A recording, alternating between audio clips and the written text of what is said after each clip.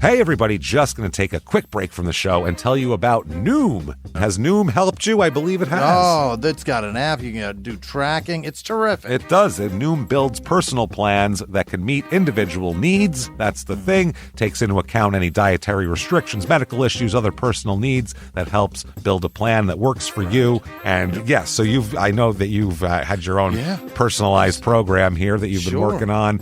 And it's weight loss This is weight loss results that last. They stick around because you get yourself into a lifestyle change. That's what matters. That's mainly it. You can't just say, I'm going to cut that out for a month and then go back to it. That's not what it is.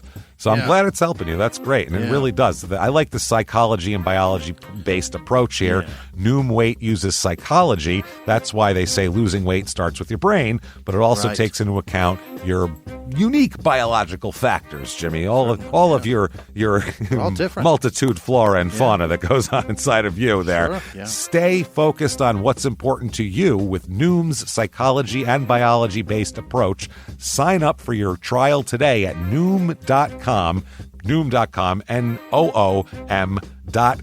here. Based on 3.5-year study of actively engaged Noom users with minimum starting BMI of 25. Individual results may vary. Visit our website for more information.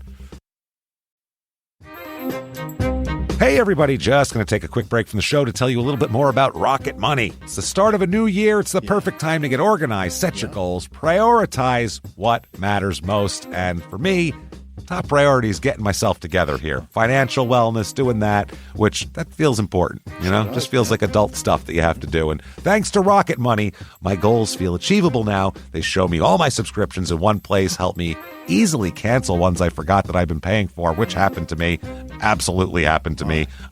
For years, I was paying for something. I was like, what is going on here? Rocket Money found it and saved me lots of money since then, because it's been a while. So they did a great job here. Rocket Money is a personal finance app that helps find and cancel your unwanted subscriptions, monitors your spending, and helps lower your bills so you can grow your savings. Rocket Money has over 5 million users and has saved a total of $500 million in canceled subscriptions, saving members up to $740 a year when using all the app's premium features.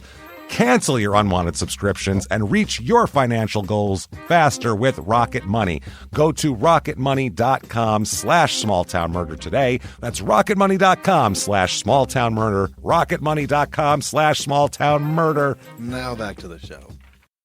In the depths of an Atlanta forest, a clash between activists and authorities ends in tragedy. I'm Matthew Scher, and on my new podcast, We Came to the Forest, we expose the hidden truths behind a shootout that left one activist dead and countless lives forever changed. Binge all episodes of We Came to the Forest ad-free on Wondery Plus. This week, in Keokuk, Iowa, an insane plot is uncovered after a man smells something coming from his basement and his wife has quite the tale to tell. Welcome to Small Town Murder.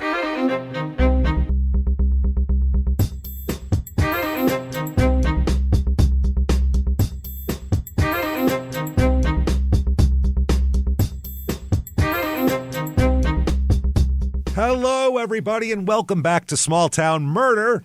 Yay! Oh, yay indeed, Jimmy. Yay indeed. My name is James Petrogallo. I'm here with my co-host.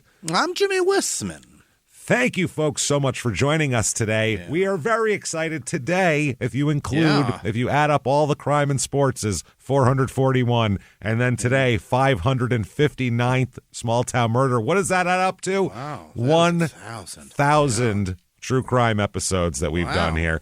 We have somehow mashed true crime and comedy together 1,000 times.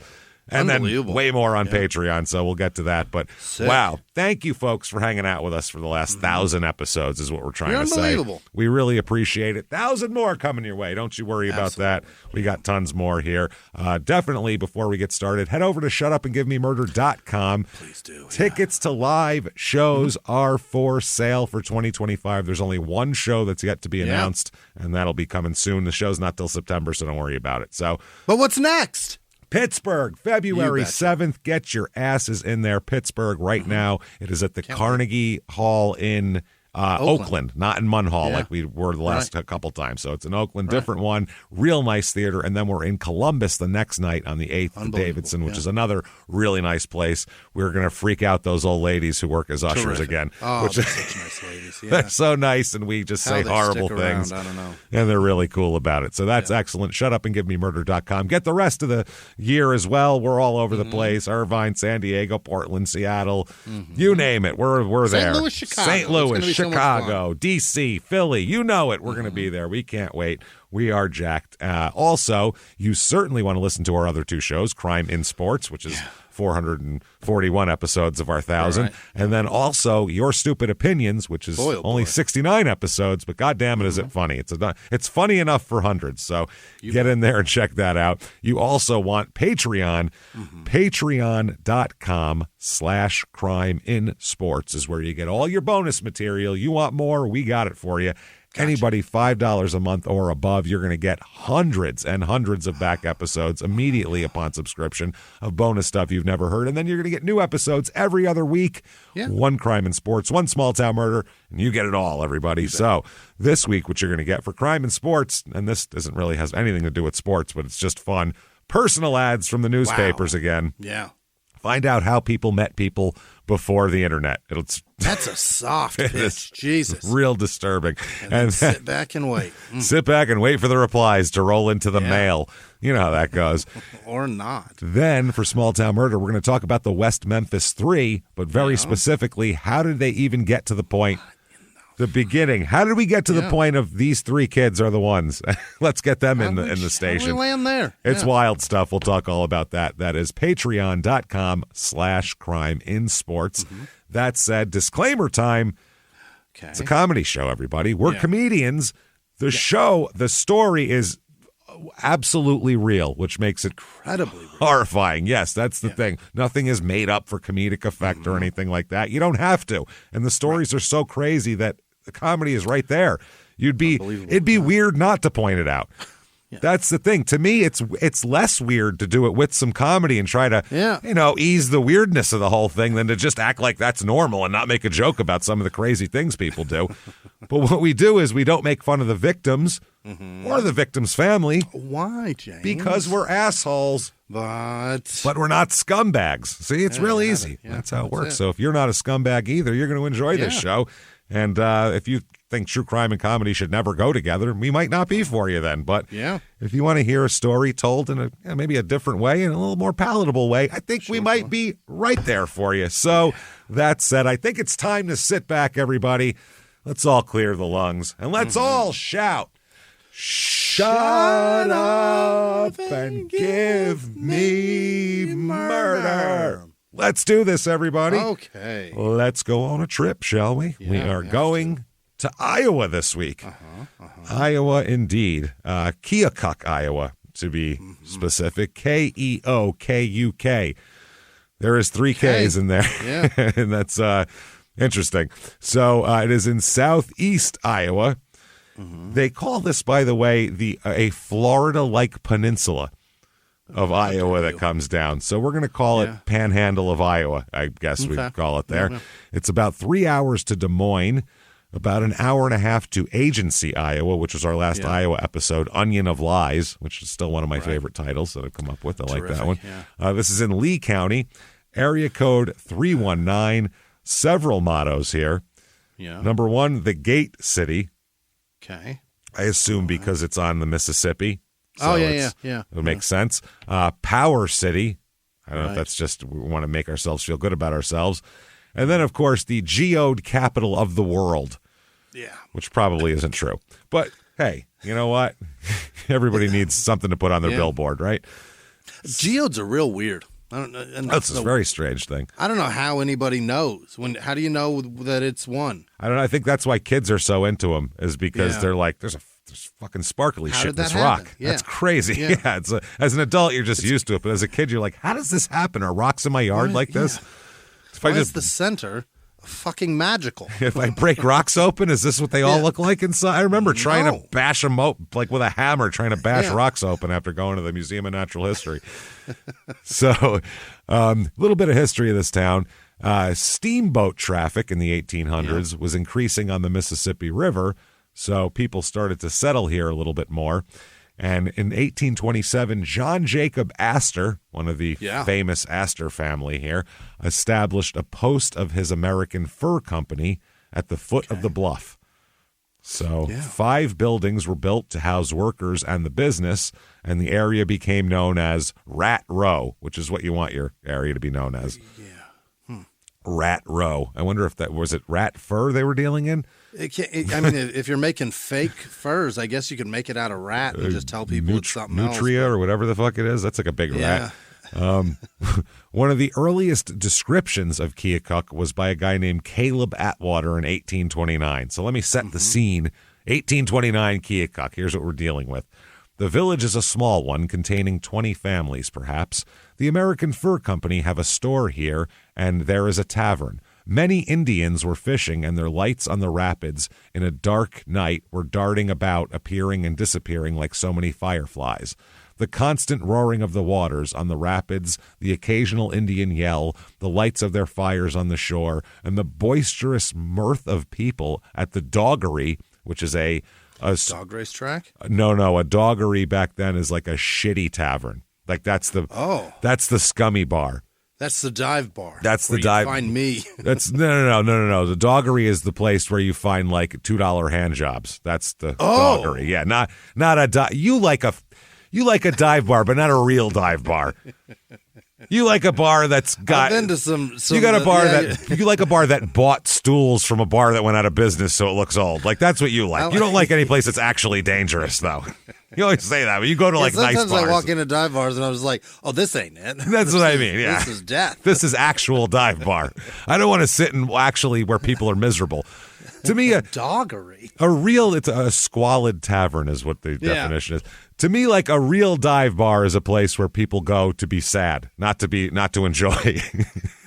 You want to go to a joyous dive bar. Yeah. I go to a dive bar that like at night sometimes is happening. Yes, exactly. Not just there's more sad people staring into their drinks. And offering someone a drink might remind them that they're doing worse than you. Exactly. You don't want that. You get stabbed in the parking lot. So the boisterous mirth of people at the doggery attracted my attention occasionally while we were lying there. Fish were caught here in abundance. So there's that. Keokuk was the longtime home of Orion Clemens, who was Mark Twain's brother.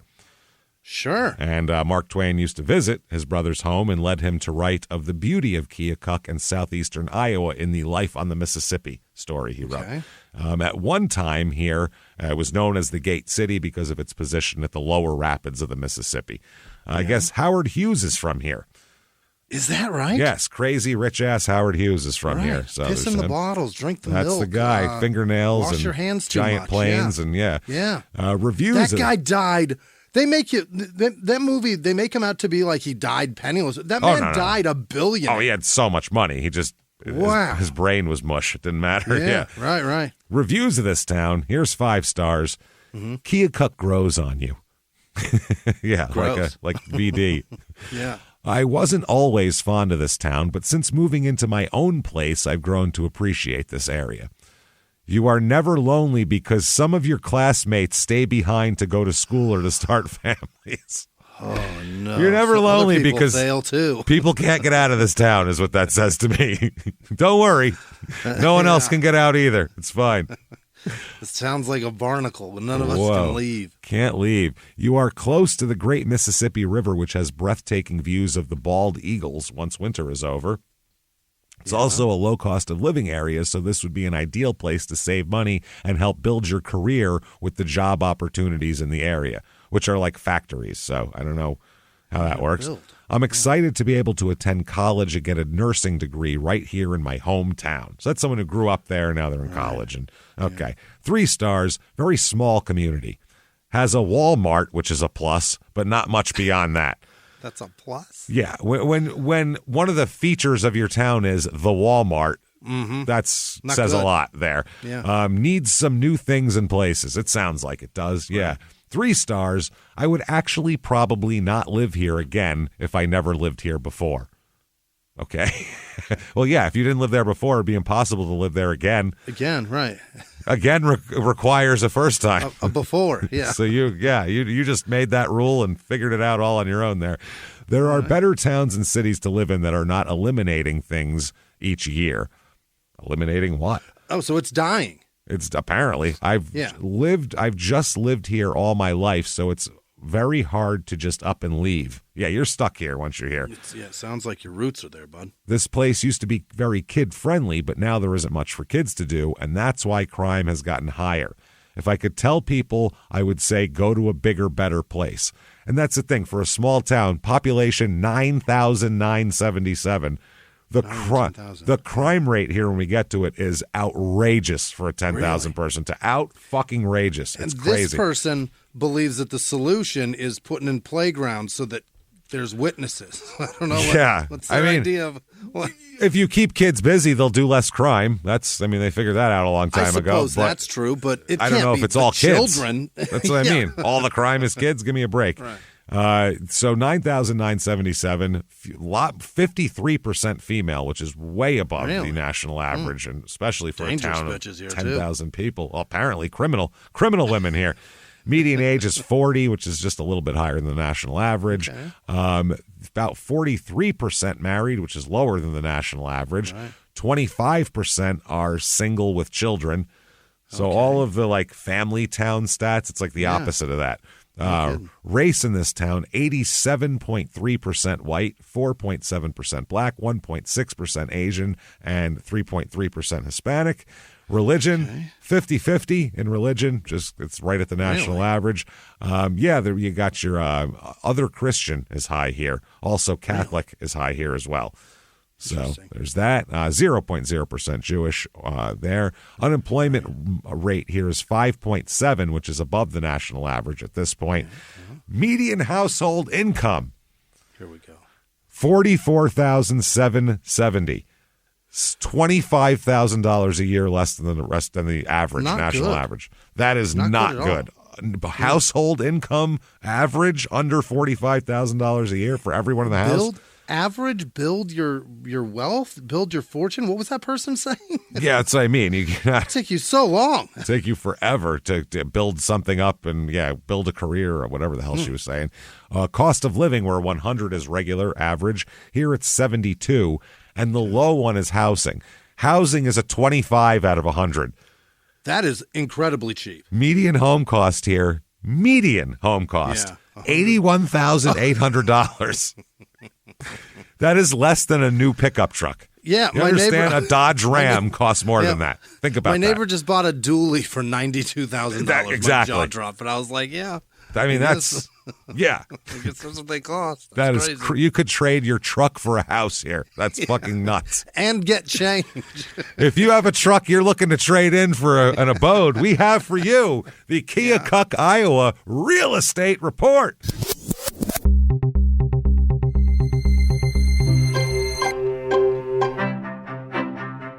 Average 2-bedroom rental here, $730. Which is why would like half the net's $500 less than the national average. Here is a 4-bedroom, 1 bath, 2,055 square foot house. 1 bath in there, huh? It's probably 1.5, I'm sure. Yeah. They do 1 hole. It's a fucking falling apart. The outside, the paint is 90% gone on the outside of the house, so it's rotting. Obviously, every time it rains, bad things are happening. It's built in 1900. Okay. Some of the floorboards look like you're going to fall through them. It looks like it's an abandoned house that looks like kids would go in and fuck around. It needs a lot of work. Finger each other and shit. The listing says, here is your chance to make a home exactly what you want. Does it have acreage? No, not at all. Okay. This fixer-upper's ready for you. Investor deal and price to sell. That's true. Yeah. Number one, you'd have to make it what you want because you're not living in it the way it is. And it is priced to sell $5,000 for this house. $5,000 for a house. Let's buy it. Not a trailer. Let's buy it. It's 2,500 to 2,000 square feet. That's in case we need to stop by there if we're driving through or something. That is incredible. Wow. And here's a 5-bedroom, 2-bath, 2,684 square foot house. Yeah. It could be really fucking nice, this house. That's the thing. At one point, it was really goddamn nice. You can just tell, but it's hasn't been fucked with in forever, since the 40s. Hasn't been taken care of. But there's nice woodwork, and there's bones of this where you're like, hey, this was a really nice house at one point. Yeah. Obviously, a 2,700 square foot house back in the day was like a mansion, just reduced by $15,000. Oh? $60,000 for that house. Maybe we take a loan and buy that one. That's what I mean. Let's just get that. And then this house is cool too. 3-bedroom, 2-bath, 2,268 square feet. It's stone, which is like two-tone stone, which is weird, like a checkerboard almost. Okay. It's really fucking weird. It's a nice old house. The fireplaces are insane, beautiful, carved. Plural. Many, yes. Wow. Beautiful, like carved intricate shit on there. Wow. Really nice woodwork, beautiful staircase, really cool old house, lots of dark old wood. $239,900. Wow is all I have to say. Unbelievable. You couldn't get a shed in South Phoenix for fucking $239,900. That's crazy. The cheapest, quote unquote, livable home in Arizona, or in Phoenix, rather. That piece of shit. Just sold for like $300,000 or something. And it was a piece of shit. Yeah. In South Phoenix, dump. On a corner of like a really bad street. Yeah. And really bad street. Whereas that house is really nice, that third house. Yeah. It's not bad at all. I had to live there. It's not bad. Things to do. The Big Dam Street Festival. Big Dam, like a dam. Oh, got it. Yeah, Big Dam Street Festival. They say Keokuk has a long tradition of providing fairs to its citizens. According to local records, the city hosted both state and county fairs before the Civil War in the 1840s. They were already doing it. The first Lee County Fair was held there in 1841, and they've also hosted the Iowa State Fairs way back as far as 1869. But they say, here it is. It's back. The Big Dam Street Festival. Bring a lawn chair, bring a friend, bring the kids. All are welcome to come down and enjoy the music, games, and food next weekend for memorable times along the scenic, muddy Mississippi. I want to know which person was the badass that decided, let's call it the Big Dam. Let's call it the Big Dam Cool. weekend. You're like, that's a little offensive. They're like, no, we're by the dam, man. It's a dam. What's edgy. offensive about damming the river? What's offensive? What's offensive about our way of life? What's offensive about year-long cropping? I'll tell you what. So that's what's going on here. The musical lineup. Yeah. Here we go. Thursday. Big Guitars and G-Strings. Yeah. Plays at the coveted 5:30 p.m. slot, which is when everyone's going to be watching. Yeah. Oh yeah. Stumptown will be there. Just a bunch of people with war wounds. Missing limbs. Yeah, just war injuries and things like that. Civil War survivors, limping in. They play from 8 till 11. That's a long set. Jesus Christ. 3 hours of that. 3 hours. Friday night, you got Six Strings Down. We'll be playing. Yeah. All right. The Lee Henry Road. Okay. Lee Henry Road. Okay. Saturday, the Spruce Elves will be there. How do they have a Big Dam fair and they don't have a single Big Dam They don't band? even have Nelly. This is terrible. No, nothing. The Spruce Elves sound like a Motown group. Like the Supremes were better, so we didn't make it really. But, we were the next up on the list. The Spruce Elves, me and my sisters. Wyatt Ewing and the Boys will be playing there. What they play. I was going to say, the name Wyatt really. You can't. There's not a lot of rappers named Wyatt. You know what I mean? Doesn't happen a lot. The Boys. That feels. And the Boys. Like Every day you're going to have carnival rides, pedal go-karts. That's it? No, there's more. Okay. Pumpkin decorating, bingo, all this type of shit. Thursday, Cowboys versus Giants football game on the big screen in the beer garden. They literally are advertising the NFL. You're going to watch Amazon's Thursday night game. Here, that's part of what they advertise. That's hysterical. Yeah. Like it's a dive bar. Then there's Oktoberfest on Saturday in the beer area. Include games and clogging dancers from the Rayanne School of Dance, German cuisine of brats, krauts, and potato salad, or brats, kraut, and potato salad. So everybody will be good and farty for the live music shows. A beer tasting, all this type of shit is there. Food vendors, there'll be ribeyes in the beer garden. Sweet Sally's will have smash burgers and ice cream. Sure. Oh, boy. I'll tell you what. The Bun Buster will have variety food. Okay. There's also an event called Rollin' on the River. Of course, yeah. Which is called Iowa's Best Festival by a Dam Site. That's what they call themselves. Okay, there's no Tina Turner cover nope. band? No. Oh, God, okay. No, you're not rolling on shit. Proud Mary ain't going nowhere. Yeah. All right. It's not keeping on turning or burning or nothing. Rollin' on the River has presented some of the finest blues music, everyone from A to Z, Anson Funderburg to Buckwheat Zydeco. Uh-huh. Everyone. Don't know them. You know, everybody. Everybody that you don't know. It's like Up in Smoke. Everything from like El Chicano to like Santana, everything. Yeah. Everything's in there. You'll be rocking and rolling on the riverfront. Okay. That's what it says. It promises us that we will rock and roll on the riverfront, but I'm not sure how much rocking and rolling we're going to be doing on that riverfront. Whatever. Crime rate in this town, what we're interested in here. Here we go. Property crime, almost double the national average. Yeah, I'd fucking light shit on fire, Dude. too. If they told me there was a big damn festival and I didn't recognize a single man. Single person. But there's 10,000 people here. That's crazy. Almost double. Violent crime, murder, rape, robbery, and, of course, assault, the Mount Rushmore of crime, is double the goddamn national average. What is going on? I don't know what's happening in this town, but they have got to Dangerous. fucking chill out, man, because this is a lot. So, that said, let's talk about some murder. Wow. I have to preface this by saying this is one of the most head-shakinest stories I've ever fucking put together for this show. It is goddamn weird, and I'm glad it's episode 1,000 of our whole thing because it needed to be something weird, and this is fucking weird. So let's get into this. The first one of a new year. This is first terrific. one of a new year. Yeah, we're starting out a new year fresh on 1,000. So let's talk about some people first. Let's talk about Teresa Lynn Lund, first of all. All right. Teresa, born in 1962, she is. Yeah. She's born in Iowa City, Iowa. All right. Which I would assume is where the most Iowa you can get comes from. Yeah, I've heard of it only because my substitute teacher was an Indian lady, like from India. Yeah, the way she would say Iowa City College cracked me up. That's the only time I've ever heard Iowa City. Yeah. So her parents are William and Velva. Velva? Like Aqua. Yeah. Like that's how someone named her after cheap cologne. Or cheese Velva. and vagina mixed together. Yeah. Velva is the oddest name I've ever heard of. I've literally never heard that name before. Never, no. Maybe it's a family name, maybe it's short for something. I don't know. Velva. So Teresa grows up with 3 brothers. Okay. So if you're the only girl with 3 brothers, there's 2 ways to go. You can either be like, those boys are gross and be like extra girly princessy, or you can fucking figure out how to swing a bat and go out and be a tomboy with the boys, because otherwise you're just going to be real bored in your house. Yeah.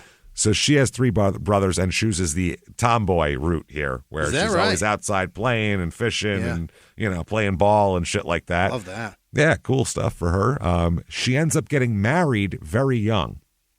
How young? And this is 18.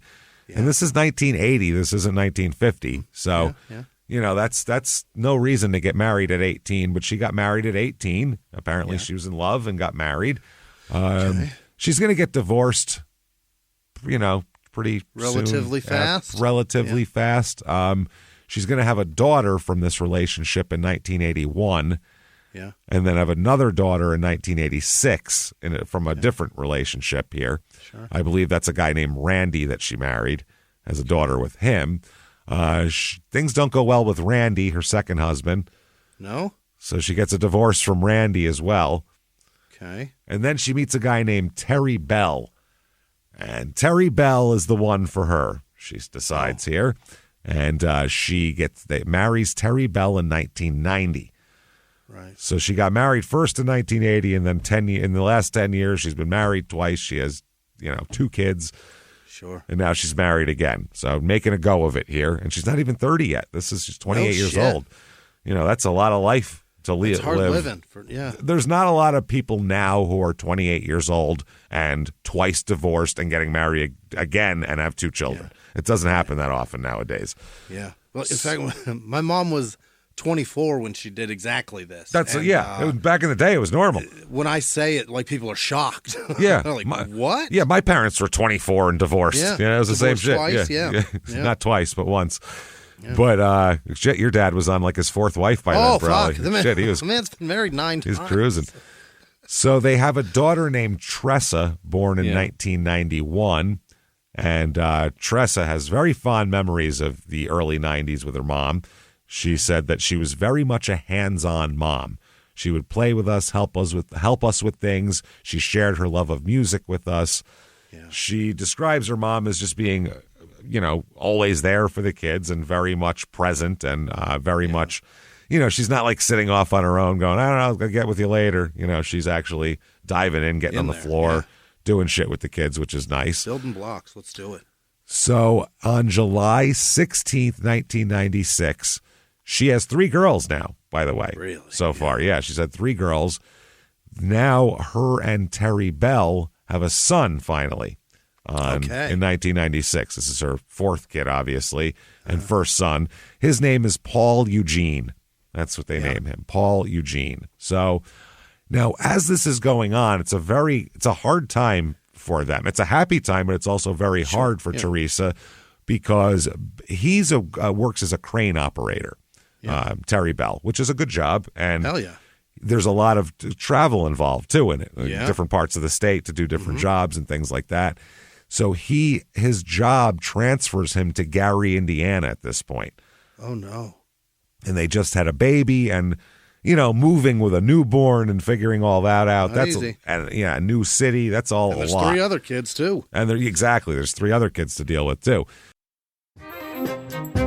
Hey everybody, just going to take a quick break from the show to tell you about the safest sponsor ever, Simply Safe. Absolutely, these people will keep you safe. It's amazing. You know that every 26 seconds a burglary takes place in the United States, according to the FBI. That means that by the time this podcast is over, dozens and dozens of homes will have been targeted, ransacked, God knows what happens here. So protect your home before it's too late with Simply Safe proactive security system. Simply Safe helps stop threats before they even have a chance to break in.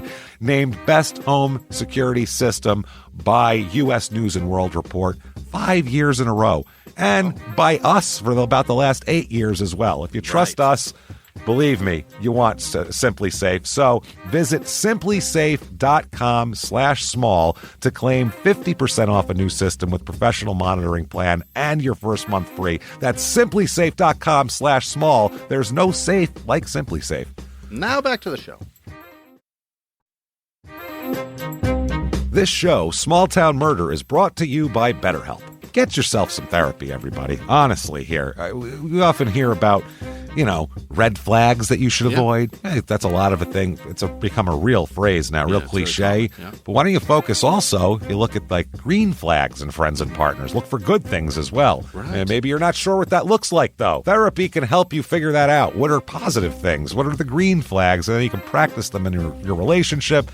It's absolutely a fact. And so, honestly, we absolutely are huge advocates for this. It really, really helps. BetterHelp is fully online, making therapy affordable. It's convenient. They serve over 5 million people worldwide.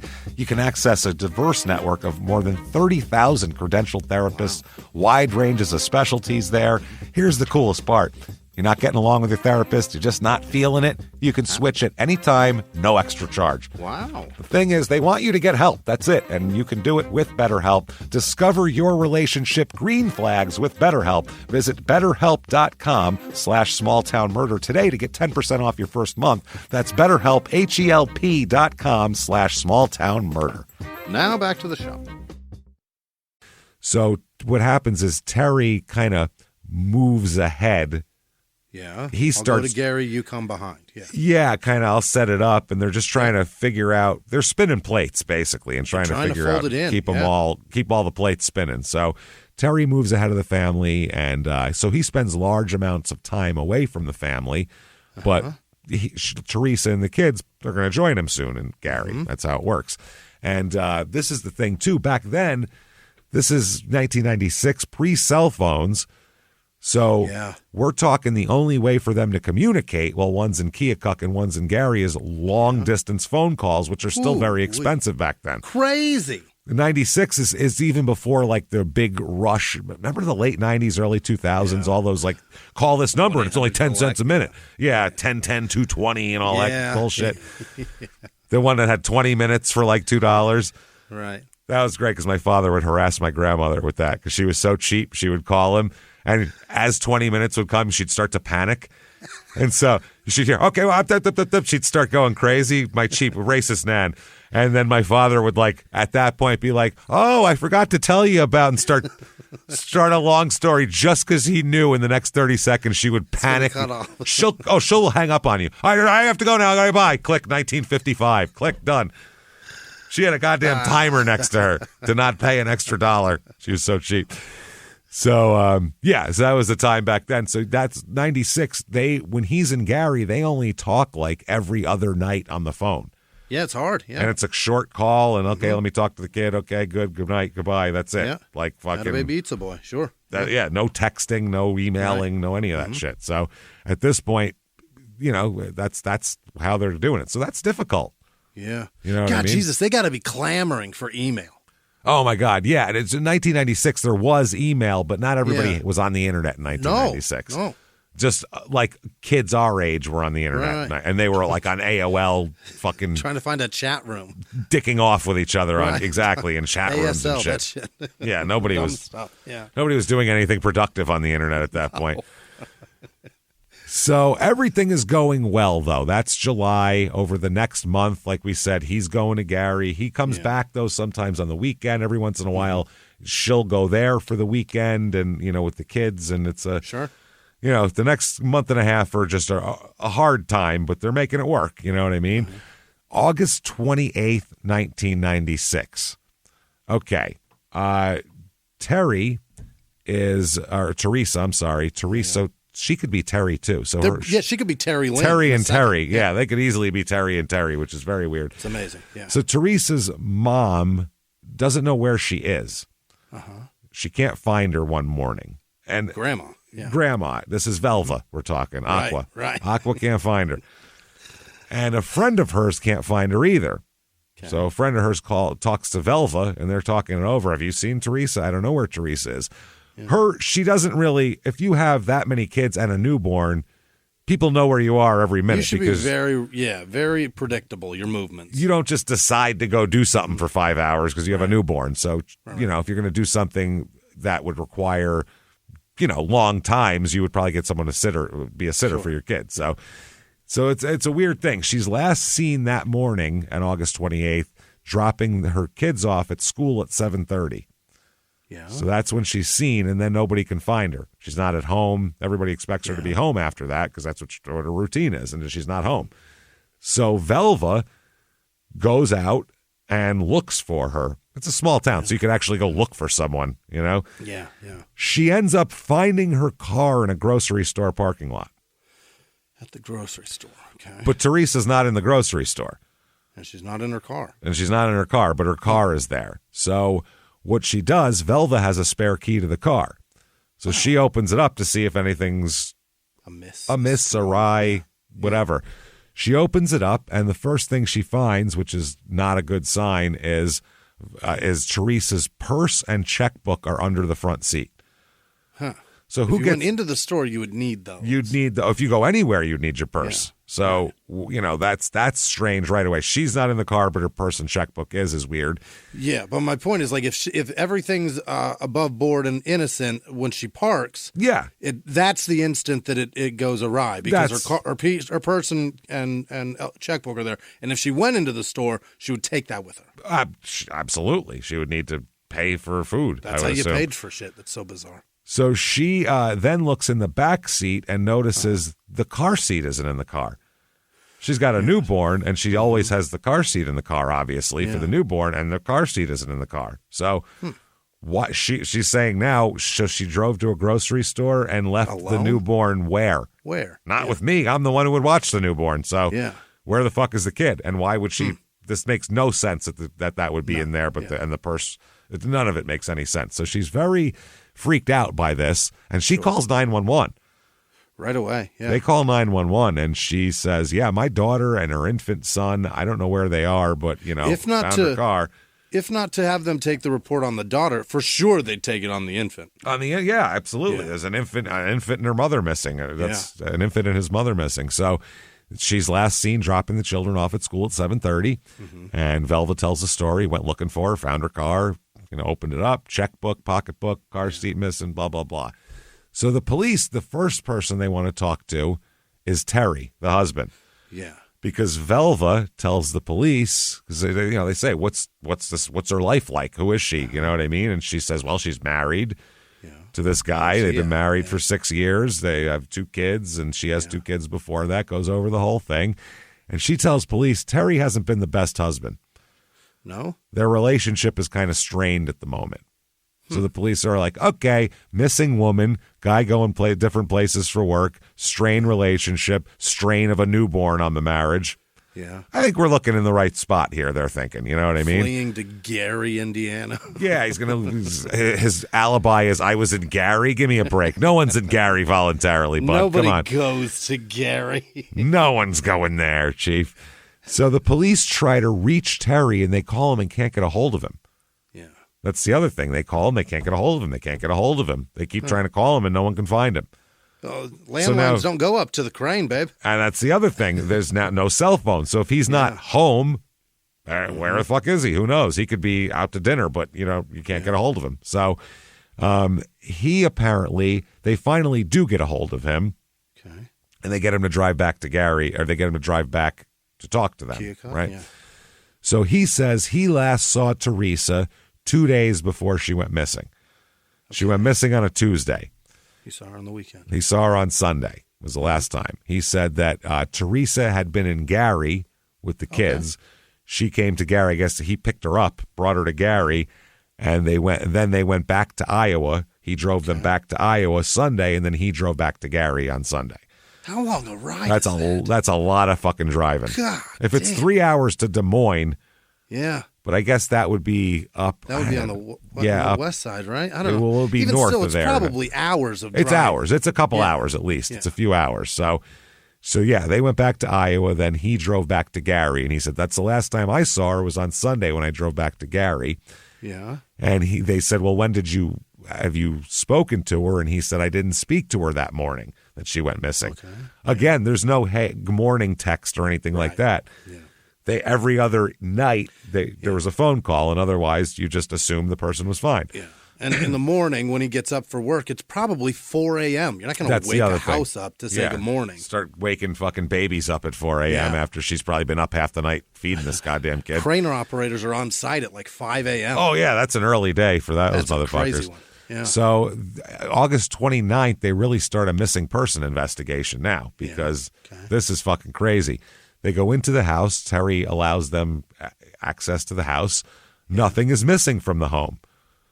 No forced entry, nothing amiss, her jewelry is flung about or anything like that. No, quick packing. There's no, clothes that were drug out of the suitcase or anything. You could tell somebody packed as much as they could and fit it into a suitcase and left everything else on the bed. None of that shit is there.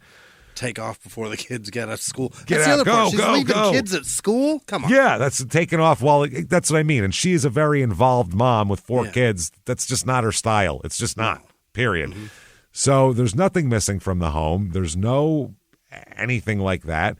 They check banking activity on her accounts. There's been no activity there either. No ATMs are hit up. No, it hasn't gotten any cash, hasn't done anything, hasn't written any checks.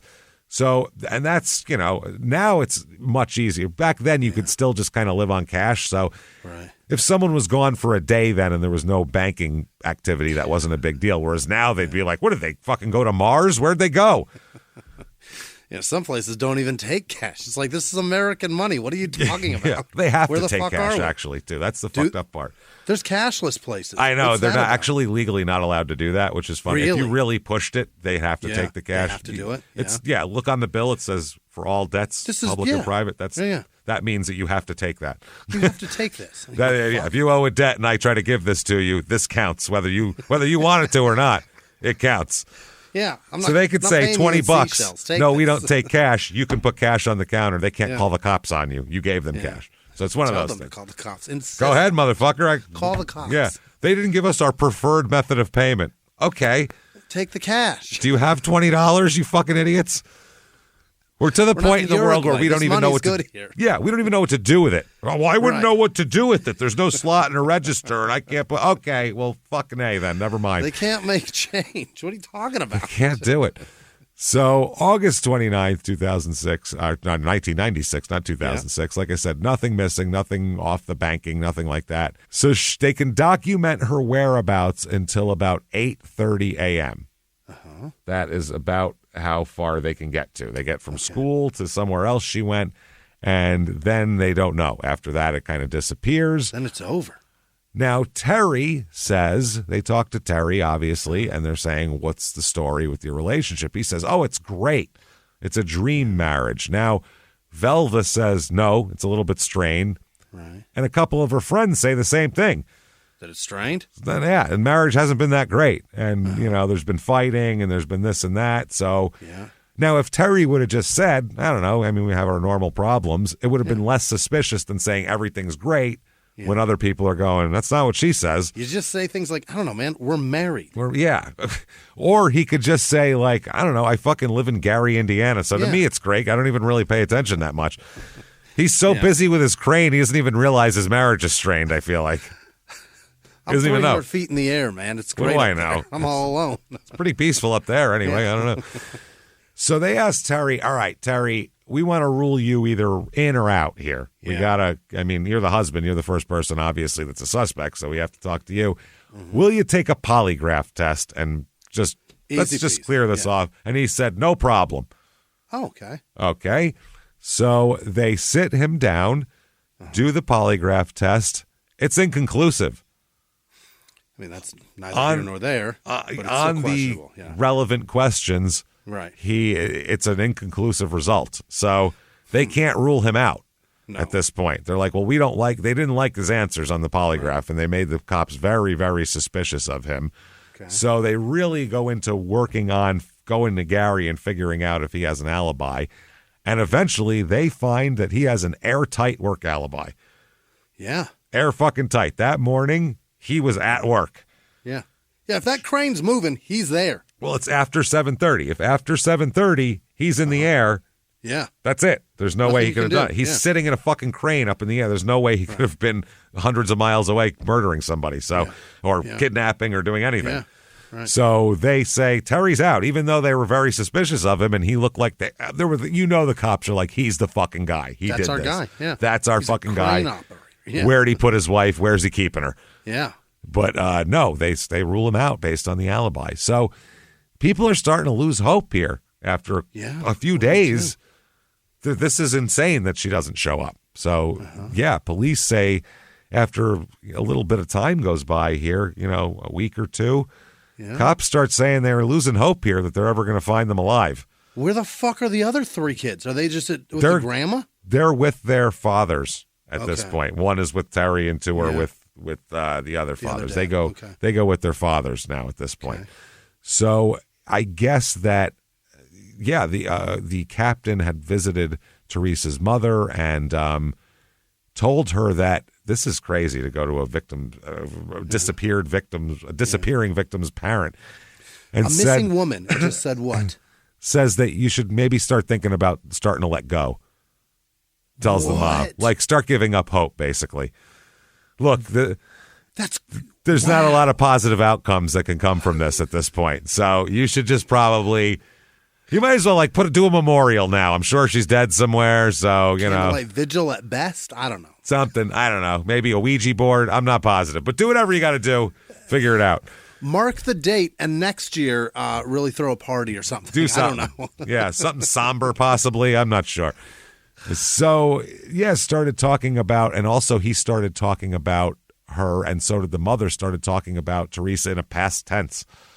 Just God damn. Yeah, they have her killed off in 2 weeks. She's dead, gone, floated down the Mississippi. Fucking, she could be in the Gulf of Mexico by now. We have no goddamn idea. Flowing. She's probably a skeleton now. So. I can imagine. Skeletonized.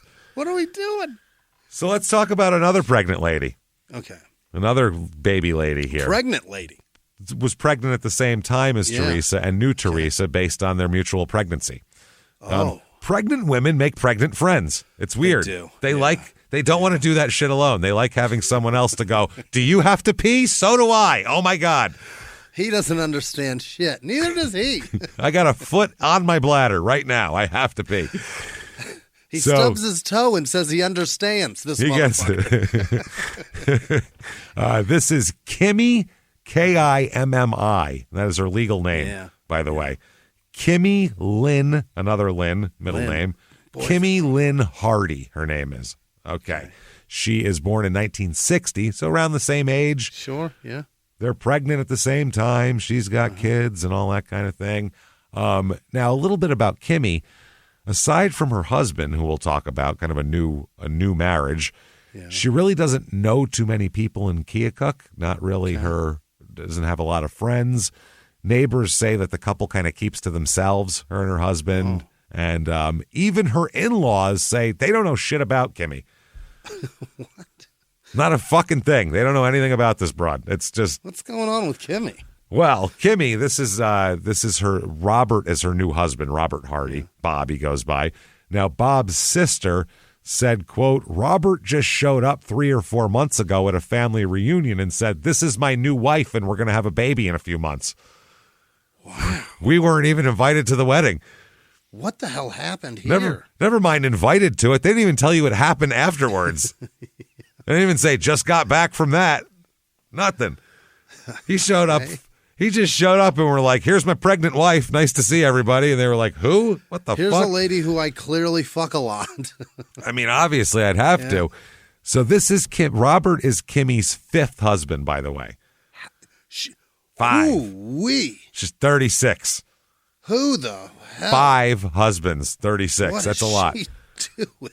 She is competing with your father for most marriages in a lifetime. She's a Westman? I was going to say, she's honestly got the lead out of the fucking gate here. I bet she's beating him at this point. 5 by 36. She's going to have 9 by 65. No problem. She's got that covered. Wow. So they got married recently, her and Bob. They moved into a brown 1-story house at 212 North 6th Street, which still exists, and I found it. It was built in 1981. Wow. It's not very old house. Pretty new place. 3-bedroom, 2-bath, 1,300 square feet. So, a little family house. It's fine. Good starter, It's sold in 2023 for $115,000. Yeah. Not real expensive prices. Around That's here. That's wild. Wow. So apparently, Kimmy was pregnant and, telling all the neighbors about it. Can't wait to have this baby with my new husband and, maternity clothes and what should I name the baby and all that stuff trying to make pregnant friends. Like is this her first kid? No. You kidding me? 5 husbands, no kids? Yeah. Yeah, somebody got her. If you've been married 5 times, you have kids. Why would you get divorced 4 times if there's no kids involved? There's not that much stress involved otherwise. Yeah, that's true. Yeah. You figure you just stick with one because they're too lazy to do paperwork to get a divorce if there was no kids. So Kimmy already had 3 children when she married Robert. She had 2 sons, ages 15 and 12, who were living with their father, and had an 18-year-old daughter as well. So 3 kids, 18, 15, 12. And so she started having them young. At 18, she started having them. But she's got none of them in the house. No, none of them in the house. And then she's pregnant now in 1996 again. Right. So apparently, her and Kimmy were described, or Kimmy and Teresa were described as acquaintances by people. Sure. Apparently that Velva said that Kimmy had been friends with her daughter for the past few months, like over their both pregnancies here. Right. She gave Teresa baby clothes and, I have old clothes you might want, that sort of thing, which is what people do. And, was trying to be friends with her, suggested they should do things together. We can go to the, thing over here. We'll get lunch. We can, I don't know, fucking pregnancy yoga. I don't know what the hell people are doing. So have some salads in the middle of the day. Yeah. So they knew each other while they were pregnant. Right. Now, apparently, Kimmy's about a month and a half behind Teresa in the pregnancy. They didn't get pregnant at the exact same time. Right. So on August 28th, 1996, here, Bob Hardy, her husband, is at work. He's an industrial laborer. Golly. When his foreman told him, hey, your wife just called, Kimmy just called and said, tell Bob the baby was born and he should come home. I would say, yeah. That was... Huh? How about I'm having the baby and meet me at the hospital? Meet me somewhere. Or so she said, I know you're busy. Yeah. I know it's a long day. So I had the baby and, you should come home now. I didn't want to interrupt you. You didn't have to do anything. I didn't want to bother you. So that's wild. I did this, so come home and see this. And didn't even say I need to talk to him. Told the foreman, hey, let him know the baby's born. He should come home. That's wild. Let him know he's a father. Wild. That is crazy. Yeah. And he's 36 years old as well, Bob. And he described himself as just a happiest man in the world that day. Sure, yeah. He couldn't get to the car to go home fast enough to see his new baby. And they're not at the hospital, by the way. Yeah, did she do this at home? They had hired a midwife a while back. Okay. So he assumes that the midwife delivered the baby. And he said he got home and she said, he walked in the door. She was rocking the baby in the living room, and she said, I gave birth in the bathtub today. God damn.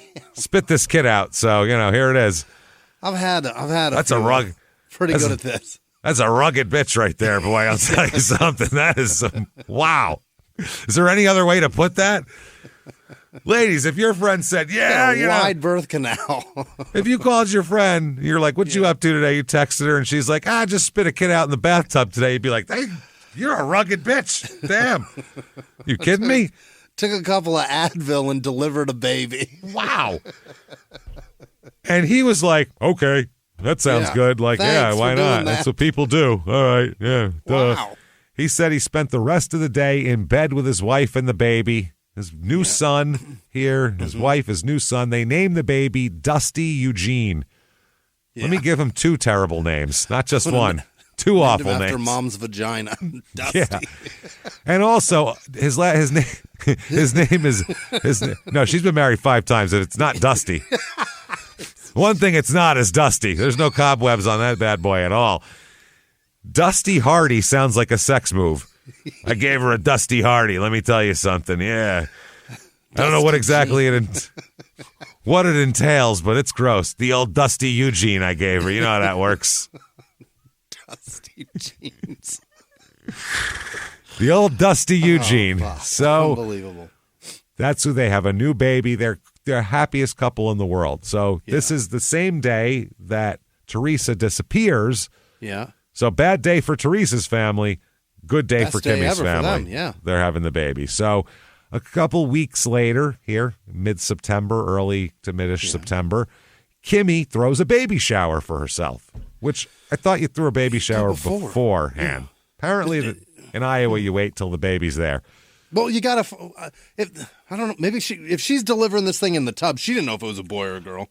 At the time, yeah, she did. You just want a bunch of yellow shit, right? That's the other thing, too. Yeah, she was, so she's having it there.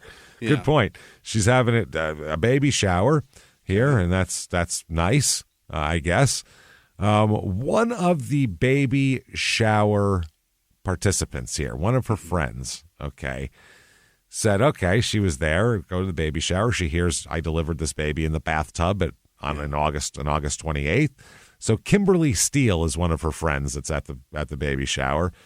And she had heard news accounts that this Teresa, because it's big news that this Teresa London, her baby's missing. This is a fucking small town. This doesn't happen all the time, despite the insane crime rate.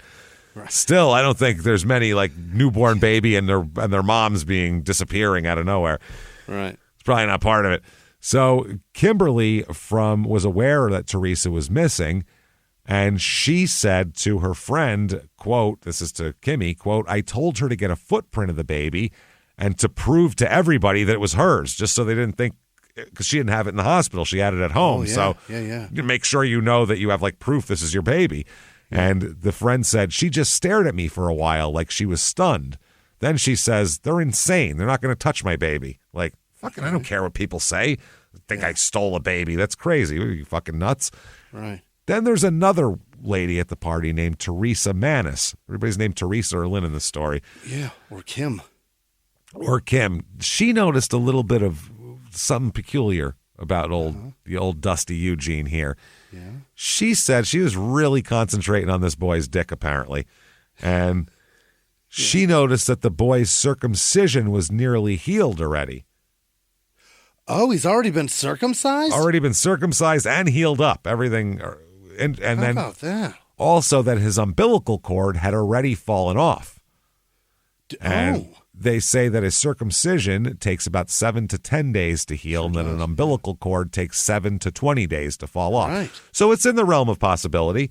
Okay. Yeah. This is all if she had she didn't do this in the same day. That's what I mean. This is 2 weeks after the baby's born, so it could very easily be like, maybe the kid's just ahead. He's a quick healer. A fast healer, yeah. That's all. He's got the constitution of a bull. He's got good clotting time. Don't worry about Strong little bastard. Strong. So it's interesting here. So Steele also says that Kimmy used to live with Steele's two brothers, Rod and Jeff, separately for a time, although she didn't know which years. She said that she said that at the time, Kimmy had a 1-year relationship with her brother Jeff and had faked a pregnancy. Oh. Telling him that she had delivered a stillborn at the hospital. She came home and was like, "I had the baby. It was a stillborn. Don't worry about it. What do you want for dinner?" Like, okay. Broccoli or asparagus. Yeah, it's weird. So after Jeff and Kimmy split up, Rod and Kimmy lived together for about a month. Okay. And at that point, this woman said that Hardy again said she was pregnant, now with the other brother's kid. Okay. I've been knocked up by both brothers. And she said she got a little, pooch around her stomach. And she said, though, that when Rod moved out, this woman said that Kimmy's stomach wasn't as big anymore. Huh. She said, "I thought you were pregnant. Now you look thinner." And she said, "What happened?" And Kimmy told her she had an abortion. Okay. That's what happened. Got rid of it. We weren't working out. And I'm not going to keep his fucking... Yeah. So the one lady who's talking about the umbilical cord and the circumcision scars, she calls the police. Really? And says, "I don't know if it's not for nothing, but there's a lady that has a kid that looks way too fucking old to be 2 weeks old. Okay. This kid does not look 2 weeks old. Circumcision's healed, umbilical cord's off, and just looks like an older kid. Newborns are they're just little skin I don't weird. even want to touch it. Yeah.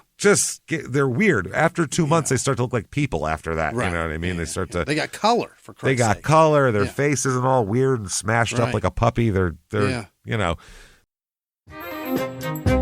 Hey, everybody. Just going to take a quick break from the show to tell you a little bit more about our stylish friends at Quince. That's right. Let's go elevate your styles, people. Yeah. Get it going, look good out there, and you can do it now without breaking your wallet, without breaking the bank, because at Quince, you can get high-end, versatile pieces at prices we can all actually afford, which is very nice. You want to get good stuff that lasts and it's good, and they have quality stuff that's very affordable, and you can do like we did, upgrading our stuff here, while still being a very reasonable price. Quince only works with factories that use safe, ethical, responsible manufacturing practices, along with premium fabrics and finishes. It's all quality stuff. You're going to love it. Trust us, it looks good.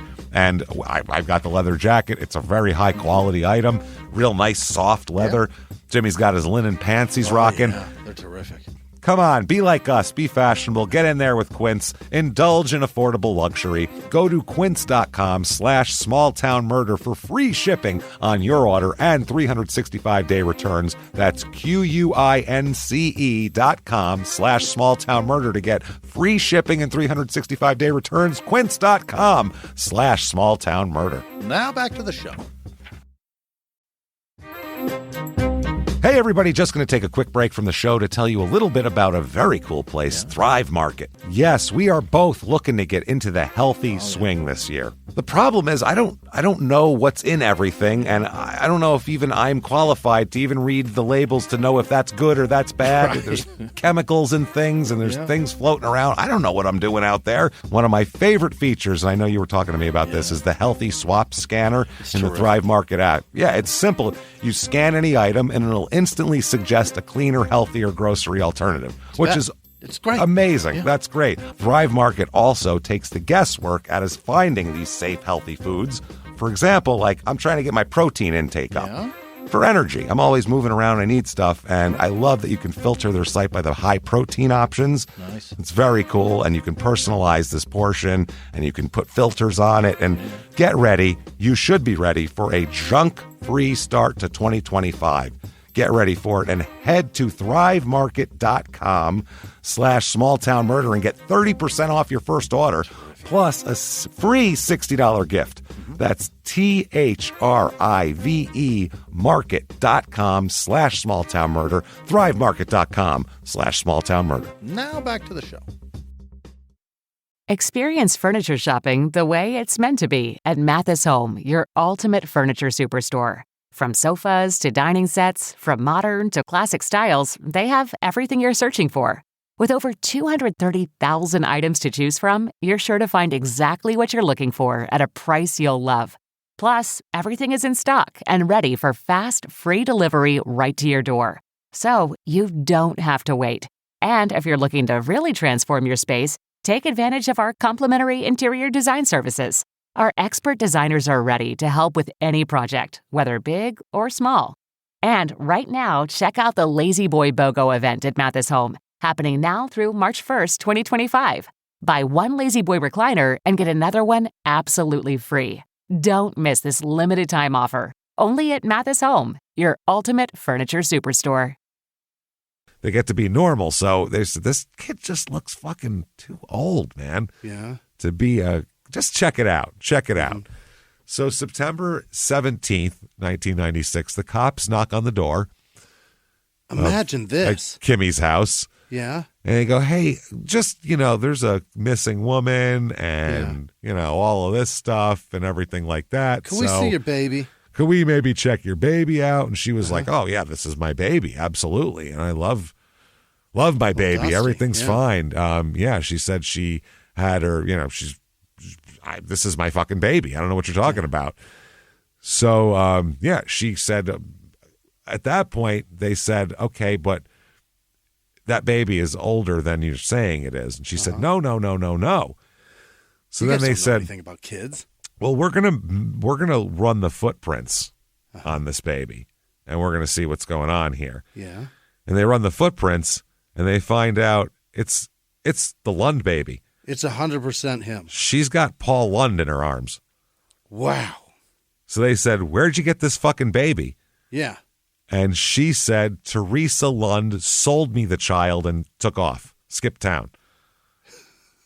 Okay. Sold now her. You've got two stories.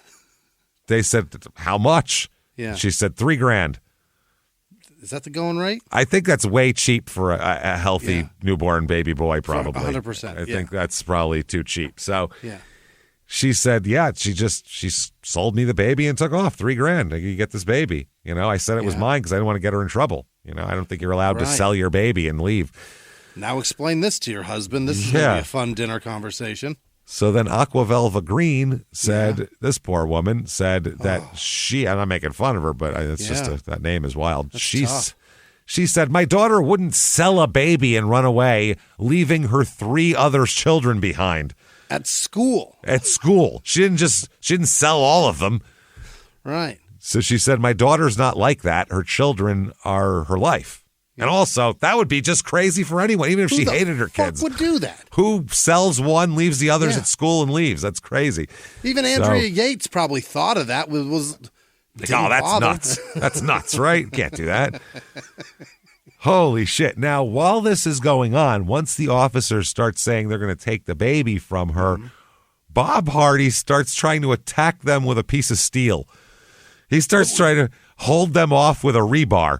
He doesn't believe it. Don't you come near my wife and baby. Yeah. Yeah. So they have to like fucking wrestle him to the ground with his rebar, and he's going to be charged. You've been lied to too, Bob. Yep. He's going to be charged with brandishing a steel pipe at police officers. That's Can't do that. So they get them down to the police station. There's a lot to sort through here. Like, what the fuck is happening? So at this point, they talked to a bunch of other people, and one of their friends said that Hardy had once admitted, Kimmy once said, "I love my husband more than life itself." This is at the police station. She says this. "I never meant to get him involved in all of this. I just wanted to give him the son he always wanted." Okay. That's what she said. Yeah. Now, this woman that she says this to is a police department employee who was asked to sit with her in between interrogations and make sure she doesn't like start banging her head on the walls or anything.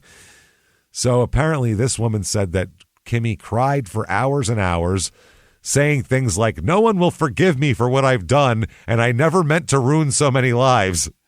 Make sure she doesn't do anything kooky. Whoa. She's doing the kookiest shit I've ever heard. All sorts of shit. And if you hear that, "No one will forgive me for what I've done, I never meant to ruin so many lives," you're like, what did you do? Yeah. What have you done? You can tell me everything. Somebody press record. Then she said, "I have done something so wrong that I can never be forgiven for it, and I'm going to have to pay for it." Oh, boy. Wow. Then the same woman who was sitting with her at the police station said, "Holy shit." Oh, this is a different employee. She said the same thing. "I know I did something wrong. I can never be forgiven for it." Then afterwards, after a pause, she said, "I know it was wrong, but not that wrong." Oh, my God. Well, what did you do? You have a baby that's not yours, and where the fuck is the mom of that baby? And you lied to a man for months. Not that wrong. No. I was trying to give him what he wanted. They said, "Okay, you paid $3,000 for this baby. Your husband's a laborer. You guys don't have a lot of money. Where'd you get the $3,000 from?" Right. How's that? Yeah. She said, "Selling fake drugs to people at local bars." I've been selling a lot of oregano. That's what I do. She said, I flour cocaine, she says. Flour and baking soda. She makes fake Coke and sells that to people. Crazy. And made $3,000 off of that, which is somehow the sanest thing she said she's done in this entire thing so far. I don't know how that works. People snort Arm & Hammer and fucking flour. Man, and we are at the tip of the crazy iceberg. I'm talking... This is about to blow up into the craziest shit you've ever heard. All right. First things, though, you got to give those police the most credit for actually going to her house and being like, "Let me get a look at that baby." Well, what else are they going to do? I don't know. They're at work. Not they're fucking punched in. do anything. They're all punched in. Might as well go do your fucking job. It's like saying, I got to give that McDonald's employee so much credit. He took the fries out, put them in a cardboard thing, and handed them to me. Is that their job, though, to like go look at somebody's baby? In a missing person baby? To make sure that baby is not the one you're looking for. It's exactly their job, like 100%. I just don't know that. I just don't know 100%. Every cop would be like, "Let's go look." Well, if they got a tip saying this baby is suspicious, it's older than it should be, and she knew the victim, I think it would be a glaring error if they didn't go take a look at that baby. Like fireable offense. I can see a small town police force going, "This lady says that she thinks that this baby's like stolen or something," and somebody else can go, "Yeah, that bitch probably just wants her own baby." Yeah, she's probably just barren. She barren, that's all. Barren and jealous. Inhospitable womb. That's what happens. So now they got Bob in there too. He's got to be just so. He's beside himself. He is. He's fucked. He doesn't know what to do. He said he came home. He said he came home. He hung out with them that day with the baby. He said the next day he came home and both sets of their parents were there. He went to work the next day, came home, and her parents and his parents were both there. Everybody was there. So he was like, oh, okay, that's nice. He said, but as they're in the house and he's standing around, he said he noticed a foul odor. Oh? He's like, babies stink, don't they? I've always heard this they newborn smell nice. is nasty. This ain't good at all. This newborn's funky, dude. It's you nasty kid, I'm telling you. So he said, at first I thought the sewer had backed up again because this has happened before. It smelled like shit. The sewer's backed up into the basement before and had shit smell. Then while their guests were still there, his wife pulled him aside and said, I have to tell you something. And he said, well, what's that? She said, there's a corpse in our basement. That's what smells. What? You know that smell? There's a dead person downstairs causing that smell. He goes, get the fuck out of here. What are you talking about? Who could be dead in our basement? We just had a baby. Aren't you busy? What's going on? So he said that he had to sit there for the rest of the time with both sets of parents going, oh, yeah, this is great, and bouncing the kid on the knee with that in his head. Yeah. Then after everybody left, he went downstairs, and he said that he removed a large board that was covering a crawl space in the laundry room. Okay. And that's when he saw a red sweatsuit with like a leg in it. Uh-huh. And he said he became very ill at that point because he saw it was a dead woman in his crawl space dressed in a red sweatsuit. Yeah. He said he became ill, but, quote, I grabbed the body by the ankles and pulled it out. Okay. He said the body left a trail of blood on the laundry room floor and that he saw what he assumed to be 2 gunshot wounds to the head of this woman that he found. Okay. Yeah. So it's been a wild week. Bob. Okay. Bob goes to work one day on a Tuesday. He goes to work, gets a call. You got to go home. Your wife had the baby. You go home. Your wife says she had a baby in a bathtub and she's sitting there with it. That's a weird day right away. Okay. Your wife gave birth to a month-old baby. A month and a half old baby. But so exciting that you might overlook the weird parts of it. Yeah, sure. And the next day you come home. Oh, Jesus. Oh, the in-laws are here. My parents are here. Everybody's here. We got to do this. What is that smell? Shit in here? Yeah. Now you're literally, yesterday morning you went to work. Everything's normal. Now you've had, in the last day and a half, you've had fucking babies born, weird shit happening, and now you're dragging a corpse through your laundry room by its ankles.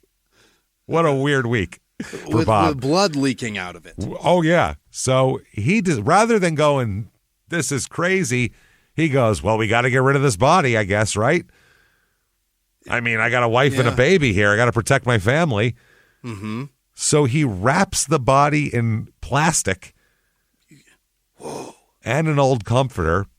Then he said he dragged it up the stairs and put it in the bed of his Ford pickup.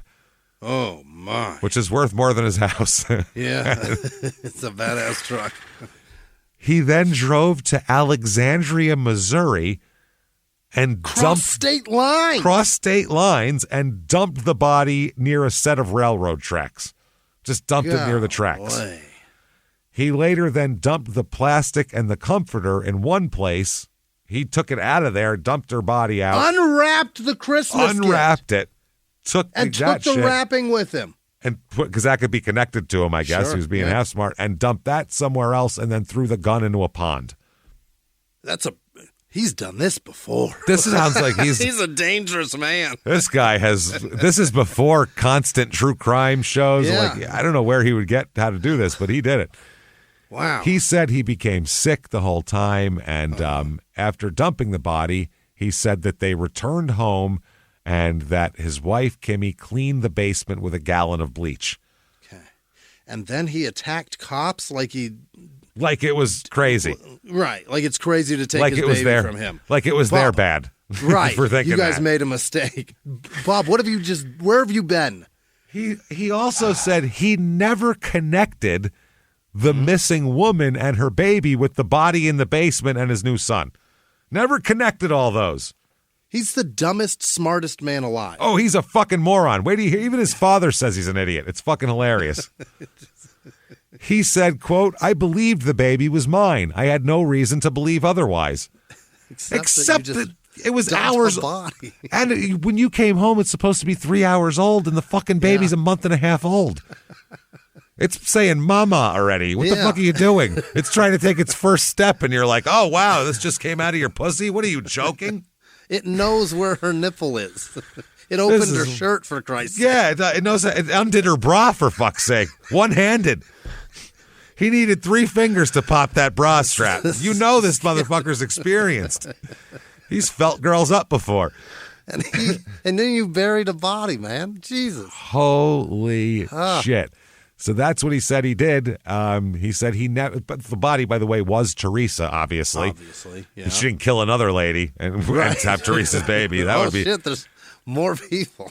It'd be even wilder. But the cops at this point, they don't know if this is the couple did this together, this was a plan, or if this guy is genuinely the biggest idiot they've ever met. Just does whatever his wife says. Who has no idea what to do and just really doesn't want to argue. Talk about not wanting to argue. Like, I get trying to avoid an argument with the significant other. I totally understand that. But this is above and beyond. Not wanting to get into an argument. I've walked across town not to argue before in terms of avoiding avoiding confrontation with a live-in. Oh, fuck. You'll go leaps and bounds around your path. I would say, but this shit's going to come up, though. Putting a body away? No. That shit's going to come up here. So, wow. Then they talk to him. Once they get him kind of figured out that this is what's going on, he ends up offering to lead them to the body. I'll take you to the body. I'll take you where I put the covering, and I'll take you where I threw the gun away too. So he does. He takes her. He takes them to the body. By the way, they find the gun in a pond, and it is a gun that is registered to Kimmy. It's not even it's literally a legal gun. Yeah. It is their fucking gun. It was found the body was found on a remote stretch of railroad tracks near Alexandria, Missouri. Yeah. It was nowhere. It was out in the middle of fucking nowhere. Wow. Nobody was ever going to find this. Nope. 2 gunshot wounds to the head for Teresa, just like it was. Now, Velva said, strange as it sounds, I'm at peace that she's been found. I can't imagine the horror of those parents whose children are missing for years and years. So she's actually relieved. Yeah. She's been told give up hope, so she stopped hoping at this point, and she's just happy to have a resolution to the thing. Now she can bury a body. Even if she didn't give up hope, at least now she's got a reason to. Yeah, exactly. That other part of give up hope, and they're like, but I don't have a body. I can't give up hope. Yeah. That's fucked up. Totally. And she said from the beginning she knew that she didn't run away. She knew this was. That's why I think also she was resigned to this. Was wrong. Yeah. She said her daughter would not leave that baby. She said, I know my daughter. She would do anything for those children. 100%. So, yeah, this must have been a wild interrogation of these two, by the way. Bob and fucking Kimmy in separate rooms. He, like I said, the tracks, by the way, where the body is just south of the Iowa border. So he just crossed over to where it would be in another state, and maybe they wouldn't put 2 and 2 together, basically. A missing Iowa woman found, So they also, they find the bathroom window curtain from the Hardy's upstairs bathroom. That is part of what he wrapped her in. Really? It matched in color and pattern the shower curtain determined to have been wrapped around the dead body of Lund. Yeah, not the curtain itself. They did the shower curtain, which was a set with a curtain and a shower curtain. Oh, and a liner, yeah. So they said the shower curtain that you threw her out in matches your bathroom curtains. So they're from your bathroom. Stupid. The doctor who did the autopsy said every organ except parts of her liver and intestines were gone, eaten away by decay, animal, or insects. Oh, and fuck. When he turned her head to examine it, it fell off of her body. Oh, Jesus. Yeah, she's been out there a while. Decomposing. Just decomposing. And it's in there in late August and September. It's hot. It's hot, it's humid, animals, insects, all that kind of shit. So many bugs. Golly. Shot twice in the head, they're looking at, which is wild shit here. Now, Teresa's mom said that, she said that it was horrible. She said her kids were her life, and in the end, it cost her life, the kids. That's true, Yeah. So here's the questions. Number 1, how did Teresa's car get to the County Market grocery store parking lot? Right. or it was found. That's number one. Mm-hmm. How did Kimmy Hardy get Teresa to go to their home? Right. To go to Kimmy's home. How did that happen? They don't understand. So the one detective said, we're pushing every lead to try to answer these two basic questions because that's a big part of it here. They're also Did she take the car seat too? Yes, she took the baby. Yeah. She needs a car seat. Get this kid around. She has no baby, so her youngest kid is 12. She needs a car seat. Yeah. That's gross. That is horrifying, isn't it? Yeah. So the cop in charge of the investigation said, we're pursuing every lead to try to answer these two basic questions because they're really important. They're trying to reconstruct the events of the day. They can document Teresa up until about 8:30 where they think she's been killed. Now, neighbors of Kimmy and her husband say they have seen Teresa's car parked near Kimmy's home several times during the past few months. Okay. So they find out, okay, that's good to know. At least it's not abnormal for her to go over there. She could have lured her there. But they said they're not sure about that day. The police said they were acquaintances. That's all we know. They're not sure about how much of a connection they have. Right. So the bail initially, first she was charged with kidnapping for having the baby. Right. That was a $250,000 bail. When they find the body, bail is raised to $2 million. Oh. Now, this is the weird part. The baby's placed in foster care, and the fucking actual father has to, apply for custody of this baby. How about give me my fucking baby back? What are you talking about? Yeah. Foster. It's got a dad. We had a baby. You stole it. Give it back now. If it was a car, it wouldn't be put in fucking some sort of, hawk, some sort of weird fucking some impound. Yeah, I don't get it. Some strange in between fucking nebulous weird afterworld. It's very strange. Give the baby back to who it belongs to. 100%. Just like you would a car. Just doesn't make sense. So that's how that goes.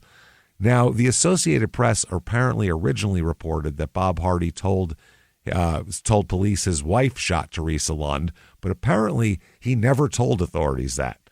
He said, I found this dead woman who's been shot, and I threw the gun away that belongs to my wife, and she had her baby, but I never said my wife shot her. Okay. Now they have to talk to everybody to try to figure this out. Sure. Neighbors, would you see this person at this time? Neighbors disagree on whether she was pregnant or not. Kimmy now. Oh. Now we know she wasn't pregnant, but they disagree on it. One neighbor, this is a guy named Rick Korshkin, he said if she wasn't pregnant, she did one heck of a job of faking it. Okay. He said he lived across the street. He saw Kimmy Hardy nearly every day. And, he said that's how it went. Some of the neighbors, though, said she looked a little too thin, a little too thin to be pregnant. Okay. One neighbor here, Constance Garcia, said she was always skinny, and then lo and behold, she pulled up one day in a truck and pulled out a baby seat and brought it into the house through the back door. Skinny, skinny, skinny, home with a baby. She goes on to say, she never looked pregnant to me. It seemed awful strange to me. Yeah. You nosy bitch. Mind your own business.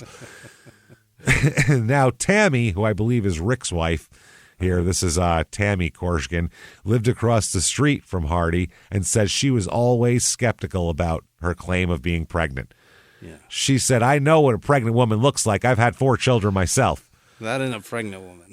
She said, I knew this is right from the newspaper, quote, I knew she was supposed to be pregnant. And this is, quote, she said, smoking a cigarette from her front steps across the street from the Hardy's house. Yeah. That's how she's described Tammy. I knew she was supposed to be pregnant. You can just see her. You see Tammy, don't you? She said, but I saw her out in the yard, and this was in July, in shorts and a halter top, and she didn't look pregnant to me. How the hell does she get pregnant and don't get big? And don't get big. Most women show, even if they're built like toothpicks, most women show. At least I did on every single one of mine. I got fat as shit. That's why I smoke 3 packs a day. I had to take that weight off. So, friends who had kids themselves had touched her her extended, hard, bare abdomen to feel the baby kick. And a lot of them said she appeared pregnant in every physical aspect. So we have people seeing her at the same time saying completely the opposite things. Interesting. One time she's in a fucking belly shirt, ready to perform at the strip club. Right. And then at the same time, she's got a distended hard belly. Yeah, with a baby kicking. Yeah. So apparently, she must have lured Teresa to her home that day and shot her in the head twice. Now, the sad part is Bob really believed her. He believed her. He said, she told me she delivered a baby in the bathtub. He told the cops that, quote, he's not educated and has never had kids before. So he thought that seemed okay. Yeah. Not educated? You don't know where babies come from, motherfucker? What are you talking about? Yeah. So she then told Robert she gave birth in the bathtub while she was alone. And he said, that's my baby. I thought it was my baby until I discovered a body in the cubbyhole in the laundry room. Yeah. And that kind of took it away from it. He said that he told authorities he found the body the same day that the parents were there. He said that he was scared that no one would believe that he had nothing to do with the murder. That's why he helped dispose of the body. Yeah. He said, what am I going to do? Go to the cops? They're going to be like, yeah, right, you didn't do this. Yeah. So, he said that he didn't want to tell anybody about it. He said he at the time, by then, it was a day, he already loved the child as if it were his own. Wow. He even helped choose the name, Dusty Eugene. That's a dumb name. That came from me, obviously. I'm a fucking dummy. Yeah. Who do you think came up with that stupid shit? Me. I'm a big fan of Son of a Preacher Man. Dusty's just such a cool name. It's just cool, dude. So he said, I dumped the body near the line, and I was going to raise my child as my own. And that's what I did for close to a month till you guys came and just raised the baby as my own. That's all. Yeah. Then they're in jail for 10 days. And holy shit. 10 days after he led police to a decomposed body on a remote stretch of railroad near the Iowa-Missouri border, this is from the Des Moines Register newspaper, Robert Hardy and his new wife, Kimmy, sit in separate cells at the Lee County Jail. They aren't allowed to visit or even call each other, but he's not blaming his wife and he's not angry. Jesus Christ, Bob. Those bars couldn't be strong enough to hold me from fucking going into the women's side and strangling this lady. Are you kidding me? She's ruined your life, Bob. Oh, my God. I would fucking be paying women cigarettes to kick her in the fucking ass. Are you joking? I'd be so angry at where I am right now. Yeah. Jesus Christ. He said he still loves the woman he married just 4 months ago. They're only been married for 4 months. What? It's so new. Holy shit. If That's in a why they got 3-month married. marriage, if you're 90 days you've been married, and she says there's a body in the fucking basement, we are so annulled. I can't get out of here fast enough. Especially because they got married because she was pregnant. Right. Allegedly. So she told him she was pregnant. They got married, and then she's like, well, I got to produce a baby. Fuck. Holy fucking shit. He says he wants to make his marriage work, even if it's from separate prison cells. That's what he said. Yeah, he's right. He is not educated. He is a fucking wow. moron. He's a 2 cells, 1 heart. That's very nice. Isn't that? Hey, you know what, everybody? If you can't make it work, I don't know what the fuck to tell you, because Bob's willing. Bob is willing to forgive and forget. It's 1996. He's already got her name tattooed on his neck. Oh, my God. Second day in jail. He's like, can someone tattoo Kimmy on my neck? 2 M's, 2 I's. Oh, so Robert's dad here, okay, Tom. Robert's dad, oh, no, that's his attorney's name. I'm sorry. Robert's dad said, this is his attorney. His attorney said basically he's sick about everything that's happened. Of course, he's disappointed in her. He trusted her, but he still loves her and he still cares. His lawyer said that. He's a moron. Robert's father, Ralph, said, it's a really hard thing. He's a really likable guy, not a big bad guy like he's being described. He waited for 36 years to find the right woman, and he thought he had found her. He's willing to do anything for her. Anything, including dump bodies here. His father said, I think he just got into something over his head. My son's a big, easygoing guy, but not that bright. He's a big dummy, is what he just said. My it's a son, lot of fun to have a beer big with. dummy. You watch a fucking race with him or something, he's great, but don't ask him to do your taxes. Let's just say that. You will be in prison. Idiot. Wow. And also they said Robert never told his family that he suspected anything was awry with his wife. And also they said they never suspected that Kimmy wasn't pregnant. Robert's family. They said, she seemed pregnant to me. Robert's father said it never crossed our minds. I never once suspected anything was strange about her. She was eating onions like apples. It was crazy. Wow, it was crazy. Who does that but pregnant women? Just dipping them in fucking butter pecan ice cream. It was weird. Strange. Yeah. So Robert's sister, Kim, here, said that Kimmy, Robert's wife, persuaded Robert to marry her about 3 months ago by saying she was pregnant with his child. Right. And the sister said, you'd have to know my brother to realize how trusting and naive he is. He's a fucking moron. Trusting and naive. That's called gullible. Yeah. He's so dumb. I think that the cops believe he's just dumb. That's how dumb he is. They go, he is just a fucking idiot. He didn't know anything about this. They actually believe him at some point here. So now the lawyer here, Robert's lawyer, will not say how Robert will plead to any charges or how he's going to do this. He did say there's been some negotiations already floated from the prosecutor's office toward Robert about getting him to testify against his wife here. Here's a deal. Yeah. Yeah. Also, the U.S. Attorney's Office has become involved because the couple might be facing federal kidnapping charges as well. Sure. Yeah. So anyway, Robert just sits alone in his cell, and his sister said it has to be terrible for him there, realizing he was married to a woman he never really knew. Who gives an absolute fuck? Who cares? He still wants to be with her. That's how dumb he is. Holy shit. So around town, obviously, people are like, whoa, this is the craziest thing fucking ever.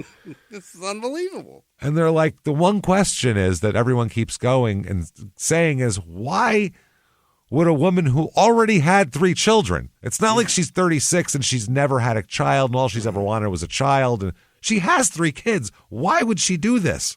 Mm-hmm. Why? Well, the Bob Hardy's attorney says, quote, I've asked to see her medical records. From what I gather, for some reason, Kimmy Hardy could not have any more children. There it is. And we'll find out exactly why in a minute, too. It's going to make it even fucking crazier. Okay, check this out. Now, that's not the only weird shit about Kimmy. Here's some more weird factoids about Kimmy. And these aren't even the weirdest. I'm saving the best one here for last. Terrific. Okay. Apparently, she attempted to befriend another young pregnant Keokuk woman in identical ways to how she befriended Teresa. Oh, my God. So she was like trying to figure out whose baby she wanted to take, basically. Right. She was shopping. She's shopping. Who's going to have the cutest baby? Well, someone's got to have a boy, number one, because she wants to give the guy a son. So that's first of all. She's got to have a boy.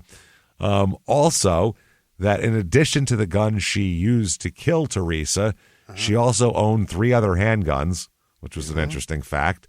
She signed a note a few months earlier, several years ago before this happened. Kimmy had signed a notarized contract with a teenage mother giving Hardy the custody of the woman's infant son. So she took a bit, and they had to end up making her give it back, basically. Right. It's not legal, so you can't do that. And there's adoption, and there's all these different things. Now, the other thing is that they found out that Kimmy had she got her tubes tied in 1984. What is she doing? 1984, after her last child. 12 years ago. She's like, maybe it didn't take? Her then husband pressured her into it because they had no money, the family. Yeah. And they were having more kids. Yeah. So according to what he said, she later became obsessed with having the procedure reversed, but was informed by doctors that, especially back then, it wasn't really a procedure that works very well. It's much easier to restore the male side of that than the female side of that. So anyway, her best friend, Kim Steele, who was at the party there at the baby shower. Right. The one that raised the flags. Yeah, she tells them about different times that she faked pregnancies with both of my brothers. So, faking a pregnancy. Making it so much better. This is what I mean. At the time that was going on, her tubes were already tied. She couldn't have kids, and she's telling these guys she's pregnant. Wow. She's telling them she had an abortion and a stillborn out of that. Impossible. Both ways. Steele said that she didn't doubt her friend. Her friend here, she said that over the course of the months she pretended to be pregnant, her abdomen grew large. Oh. She said that, she saw Kimmy nearly every day and never doubted the pregnancy and felt Hardy's abdomen one day because the baby had supposedly kicked. So she was like, let me feel it. Oh, I can't feel it now. She said she had a big stomach. That part wasn't fake. She's sure a fat fuck. That part's real. She definitely ate a bunch of Arby's, but outside of that, I don't know anything. So this lady Steele said she went with Kimmy to buy the gun used to kill Teresa. Oh, my God. She said Kimmy claimed she was going to take her son, her older son, not her baby, target shooting. Steele said that several days after the gun purchase, she saw Hardy trying to file the serial numbers off the gun. Just for target practice. She's just using like her little nail file. She's like, this thing does not work. They say to file it off, but man. All the sand just keeps coming off these things. Wow. You got to get yourself a grinder, a fucking grinder Dremel. or like a fucking hit it with a bar, like you're like a chisel. A chisel. That's a chipper is all I could come up with. Chisel is the word I'm looking for. Get a metal chipper. Get a chisel and some vice grips and a big fucking mallet. I don't know what else to say here. God damn. Holy shit. Imagine walking in on somebody trying to do that. You go, just filing numbers off. What you doing? Days later, the Steele... Cleaning my gun. Yeah. Well, you're cleaning it all right. Days later, the Steele said that she called Hardy and was told, come on over, I just had the baby. Okay. All right. She said Kimmy was sitting in jeans and a T-shirt holding the infant. As they often do for ladies that just gave birth. You're ready to stick your jeans on and get back into it. Tuck everything into some jeans. Wow. Okay. She said that Kimmy had told her that she had given birth hours earlier in the bathtub. Yeah. She's got a full face of makeup and hair done. She said that the baby didn't seem pink and wrinkled like newborns did, but she with said a cone that head and shit. I guess she said, I don't know. I mean, whatever. What are you going to... I guess that's what it is. Yeah. I guess that's how it came out. So I don't know. So that's when she had heard of the disappearance of London, her baby, a few days later and started putting two and two together and said, is this baby Teresa Lund's? Some people think so get his footprints checked to prove they're wrong, like we said earlier. And that's when she said, they're insane. No one's touching my baby. Okay. But this lady never reported her to the police. Someone else at the party reported her to the police. Several members of Teresa's family testifies later that a woman meeting Kimmy's description had spent months befriending Teresa, stopping by in a gray pickup truck and, giving her things and trying to hang out with her. Also hung around the hospital, we found out. A local woman who gave birth after Teresa and was in the same hospital wing as Teresa said that Kimmy offered her baby clothes, asked her to lunch, and invited her over after the woman's baby was born. In the hospital? Yeah, why don't you come by? I'll give you lunch and baby clothes and shit. Come to my house. Yeah, sure.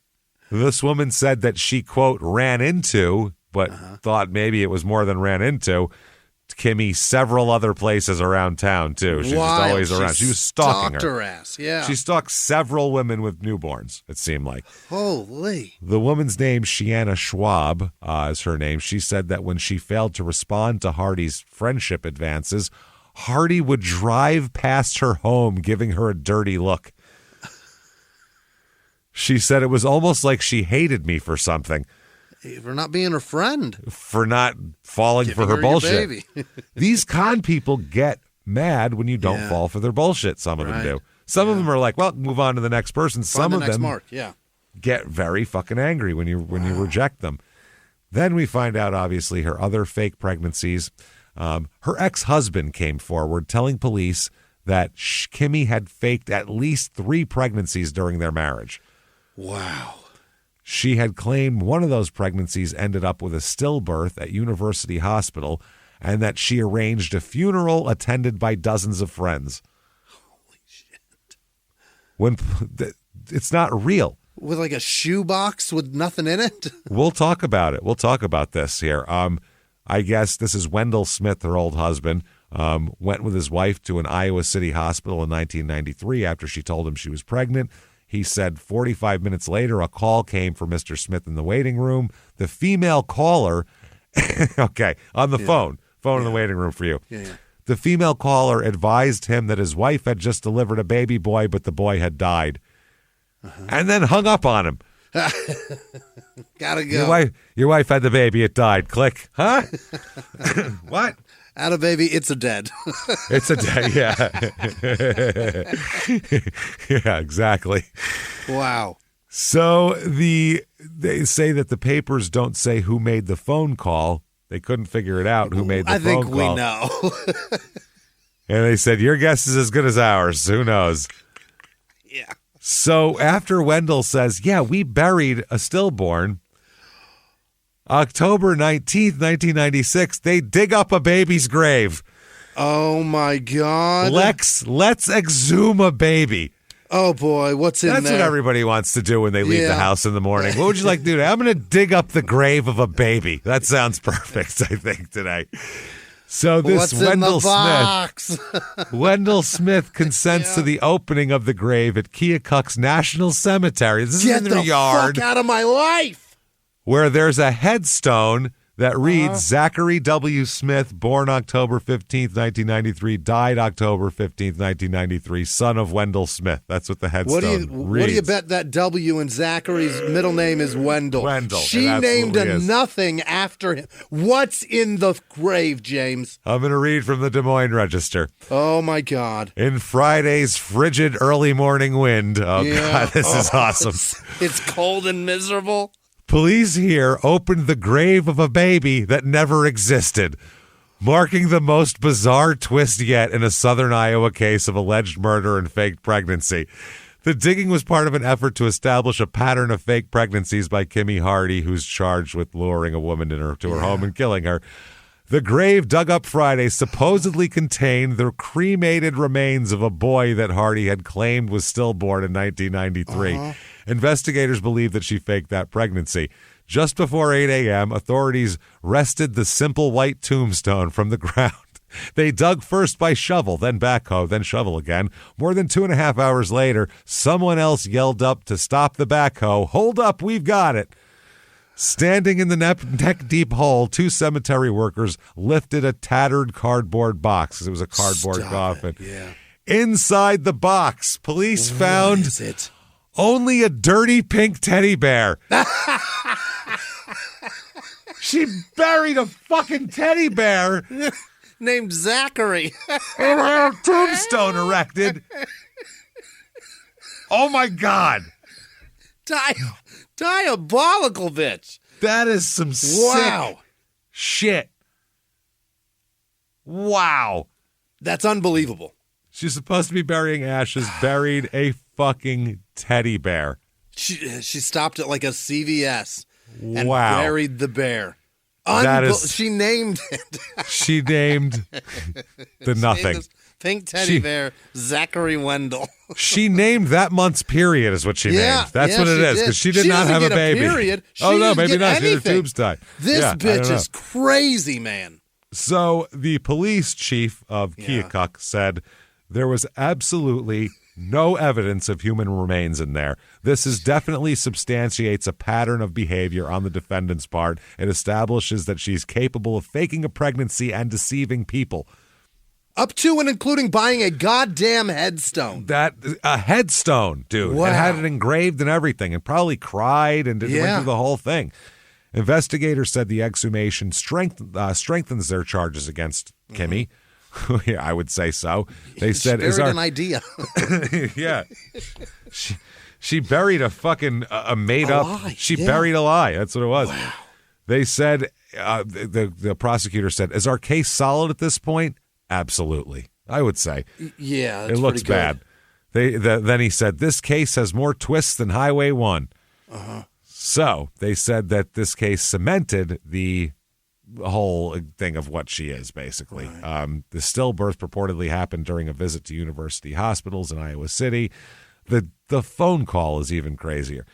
Yeah. He said that she came out of the room, delivered the stillborn, they drove home. Uh-huh. And on the drive back, she had told her, Wendell Smith, the husband, that the baby's organs were being donated and that the hospital would send the cremated remains to them for burial. The organs, no. Baby organs, newborn organs. Stop it. And that they're going to, I guess, cremate the baby right there at the hospital. Yeah, they can do it right there. And then they're going to mail them to us. Like, wow. The size of an ashtray. The husband there, the ex-husband, Wendell, said she bawled and carried on about the lost baby the whole drive home.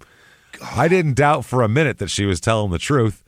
He said a box was mailed to them several days later, and his wife said it contained the baby's ashes. Uh-huh. So along with friends and family, they buried the box at the National Cemetery in Keokuk. Wow.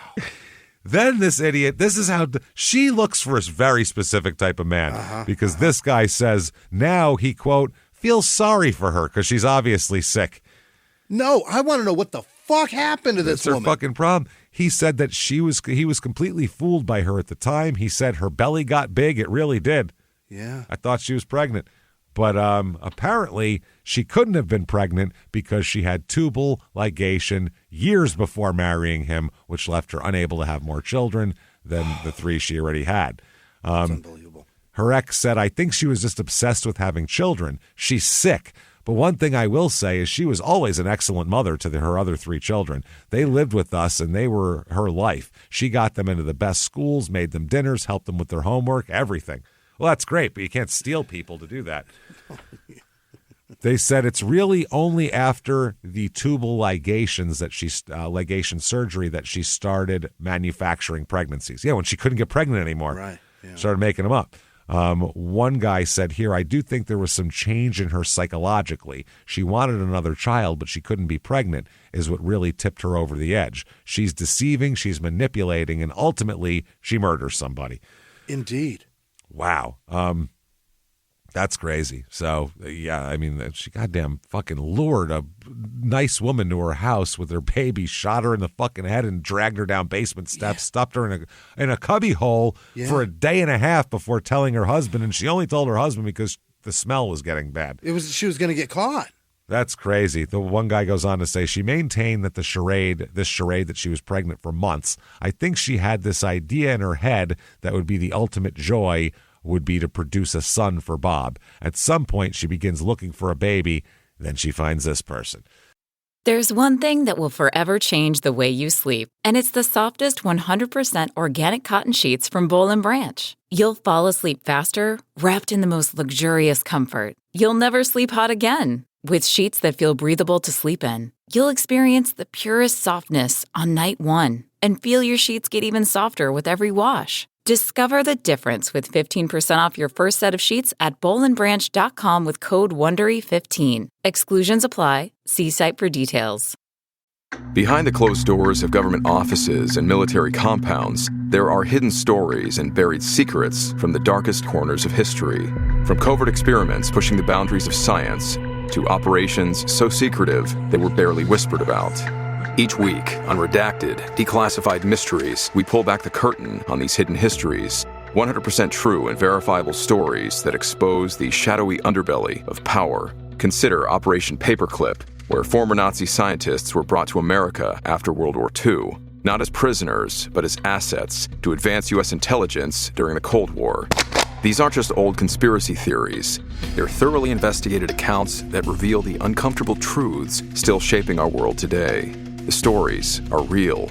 The secrets are shocking. Follow Redacted, Declassified Mysteries on the Wondery app or wherever you get your podcasts. You can listen to Redacted early and ad-free right now on Wondery Plus. Now, Kimmy's sitting in jail, and she tries to commit suicide in jail after a month or so. Incredibly sick. She's all fucked up. After stockpiling her prescription medication that she receives twice a day, another inmate saw her take the medication and she was rushed to a hospital and saved. Then she also starts faking illnesses in prison as well. Yeah, they said they're pissed off, the jailers at the county jail. Sheriff Dave Ireland says, in my opinion, she feigns some illness, and we have to go through all the medical hoops to have the medical community say there's nothing wrong. She's a thespian, and she's a very good thespian. She's an actress. She's an actress. That's what it is. It's an art form. That's the ticket. Wow. So she said that they said also, is she going to plead insanity? Yeah. And they said, I don't know. One lawyer says the downside of any insanity defense is the months of planning and premeditation that went into this. The coldness and calculation involved. Insanity has some real drawbacks. Sure does. Because insanity, you have to go, look at all the awful shit I did. Isn't it? Don't you have to be crazy to do that? Right. Yeah. It's awful, right? Like, that's not good if they don't believe you're crazy. Now, she's also described somehow as stoic in jail. Faking illnesses and trying to kill yourself is not stoic. It's the opposite of stoic. But the one jailer said, I guess I would be stoic, too, knowing that with a conviction on first-degree murder, it could be life in prison. That's not stoic. That bitch is thinking. She's plotting. She's plotting. Yeah, she's trying to figure out how to say some bullshit that'll make these people believe her. By the way, there is another absolutely crazy fucking twist coming up in this case. Oh, my God. She testifies, and it's crazy. Stop it. She talks. She's got a story, and it is wild. She still says she didn't kill Teresa. Really? Didn't kill Teresa. Stole her baby, and her corpse was in my basement, but I didn't kill her. I bought it. Yeah. It's the truth, man. She does it. Now, the prosecutors said that Kimmy Hardy certainly left a clear trail of evidence linking her to this crime. An excellent evidence trail, in fact. Uh-huh. Absolutely. She's seen everywhere with her. Yeah. And you can't come. The real hole in her story is that second bullet hole. That's the bad That's part. the problem. You can't Those say are the holes. committed suicide. Twice? What? Twice. In the back of the head. And she said that they also said that Kimmy started shopping for a .38 caliber handgun a month before this. A month before this. 38. A .38. At one gun shop, she's quoted as asking the gun dealer, quote, is this gun capable of killing someone? And if so, at what range? All of them are. I was just going to say, which one of your guns are capable of killing people? They're guns, you fucking idiot. Look at the wall. They're all I got there. a pellet gun that could probably do the trick if you really hit someone, right? What are you talking about? These are real guns. It's a goddamn gun, lady. The documents also quote Kimmy as telling a friend, I did something really bad that I could never be forgiven for. So bad that I had to get Bob involved. Ooh-wee. And the county attorney said the idea of killing a mother to get the child is something that touches a universal nerve. It's every family's nightmare. Yeah. So Robert here, his lawyer, expresses optimism about the case. Bob. Really? Yeah, Kimmy's husband. He says...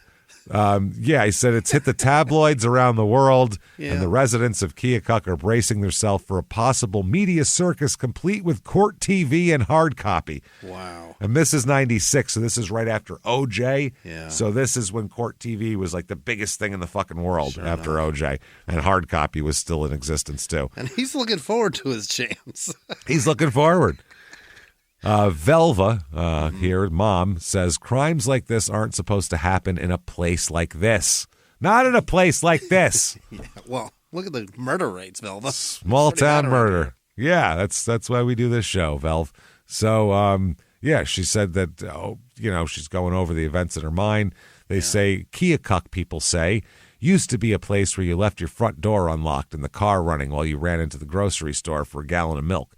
Parking meters don't exist, and the triple feature movie theater has one of those old-fashioned marquee signs. When you went in to pay for your gas, you left the kid strapped in the car seat.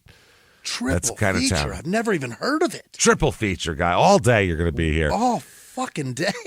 Three's crazy. You need a meal in there somewhere. Yeah, that's 5 fucking hours of movies, man. So they talk about Kimmy's other 3 children who were living with her at the time of the killing, who are now on the prosecutor's witness list. Prosecution also has expert witnesses who will likely testify that Kimmy was not insane at all. fine, just a little, loopy. Just a little cuckoo. Yeah, the prosecutor said he's not convinced that her attorneys are going to go for the insanity defense. Really? Yeah, he said, I've received nothing from them at this time that indicates they're going to go ahead with that, and I would have expected that to happen by this point if they were going to use that angle. What's the defense's plan here? Can't wait. Well, defense attorney Carl McMurray says he doesn't want to divulge his game plan just yet. He said that would be like walking into a movie at the end of it. It just ruins everything. Okay. Yeah, if the movie made no sense. Yeah. And it wasn't actually a movie. You went in there and it was actually just a guy kicks you in the balls and puts a sack over your head. That's the equivalent, dude. It's a wild movie. It's a wild movie. He did say that Kimmy Hardy was optimistic about her trial. She's looking forward to it, too. And he said that she has every reason to be. Okay. All righty. One of the biggest tasks facing McMurray is to convince the jury that the gun purchase and the testimony about all of her fake pregnancies don't equal premeditation, which is critical for first-degree murder. McMurray doesn't seem concerned. Okay. He said, quote, I've got a lot of money in my pocket, but if it's all pennies, that doesn't make me a rich man, now does it? So you could have a lot of evidence, but if it's all shitty evidence, it doesn't matter. That doesn't make you rich. If it's all this evidence, it's very good evidence is the problem. And if we're playing big bank, little bank, and I've got all these pennies and you have nothing, then I win. That's what I'm saying. And they said McMurray also seemed unfazed by expected testimony that Kimmy told a friend that she had done something bad, which could imply she was, sound enough mind to distinguish right from wrong. Right. He said, I think I said something like that when I was a 5-year-old kid and had run away from home. That doesn't make me guilty of murder. No, it makes you a runaway. Makes you a 5-year-old runaway. So was they there wanted murder involved? What are you talking about, man? So this guy's analogies are terrible. Really bad. He's like, I'll just put some folksy analogies out there and get the public on my side. And they're like, what the fuck are you talking about, Bob? So change of venue is what they want. Yeah, they really want. Defense attorney Carl McMurray filed a motion to move the case out of the county because of what he says was prejudicial news coverage. Just obvious, covering the facts of the case. He said, but the judge said if eligible jurors can't be found after 2 jury panels, then he would consider moving the trial. But for now, happening right here in Lee County, baby. Yeah, we need the media staying in hotel room revenue. Here. Get the diner getting some fucking turnover on those tables. So Kimmy's trial comes around, and in the more than 6 hours it took to select a jury, lawyers from both sides found out to the extent of which people in small towns keep track of each other's bullshit. Yeah? Yeah, because this is a small town, you have to find out, do you know this person and stuff like that. So you get to hear, They said Lee County Attorney Bruce McDonald asked 32 prospective jurors and 4 alternates, has anyone here not read or heard anything about the case? Not one hand went up. Everyone has heard about the case. We all know. Within the first hour of jury selection, 9 people had been dismissed, 6 of whom said they could not keep an open mind about the highly publicized case. Right. Next, they asked if anyone personally knew Kimmy, because it's a small town. That's possible. Right. A hand in the middle row shot up. Quote, she's my sister-in-law. It's fucking Bob's brother or Bob's sister. Why would she even be there? Her brother, I'm sorry. Bob's brother is on the jury panel. Yeah, you think he'd just go, my brother's the other, No, he's there, which is fucking amazing. Bob is charged with 7 felonies, by the way, in a separate trial. Yeah. Including child stealing, not kidnapping, child stealing. That's what they should call it. I think so. That's better. It's much better. Assault while participating in a felony and aiding and abetting kidnapping. His brother was dismissed as a juror, obviously. Sure. Several other people also said they knew Kimmy. 2 women said they had gone to high school with her. Yeah. 1 man said he socialized with her about 8 years ago. One of the alternates had been Kimmy's neighbor for several years. This is out of 32 people. This many people know her. I mean, it's any little... Wow. All these people said they could be fair and unbiased and were allowed to stay in the jury pool. Is that right? Wow. That's fucking crazy. They said not only it's such a small town that they said if you don't know her, these jurors know one of the witnesses. Yeah. They know somebody. They're going to be connected. Yeah. It's impossible to have a trial. Move the fucking trial. Why are we insisting on having it here? The appeal process is going to ruin this. I really hate when they do this because it really doesn't make any fucking sense, man. One potential juror had dated a defense witness about 20 years ago. Several went to church with each other and some of the other witnesses. Right. One potential juror said he played softball with a key defense witness. The lawyer asked, was he any good? And the guy said, not really. At softball, that is. Sucks, yeah. After the prosecution had questioned the jury, Hardy's attorney individually examined each potential juror in the judge's chambers. Once out of the packed courtroom, several of the people admitted they believed Kimmy had murdered Teresa and would not be able to think of her as innocent until proven guilty. In open court, they said they could. Once it got behind closed doors, they were like, okay, never mind. So they ended up choosing 12 jurors and 2 alternates were settled upon just before court shut down for the day. Opening arguments are tomorrow. So after dismissing 21 potentially biased jurors, including her brother-in-law, they're ready to rock and roll. It's a jury of seven women and 5 men. Mm-hmm. You want 12 men because who's believed her so far? Yeah. Only men. It's all dudes that want to fuck. That's it. Who's suspicious of her? Yeah. Every woman. Even her best friend. Her best friend was like, yo, you've got a baby. You better go make sure that they don't find you suspicious. Fuck yeah. So, by the way, not as much media as they expected. Really? Hard copy and court TV do not send reporters as expected. Is that right? Only Extra covered the story.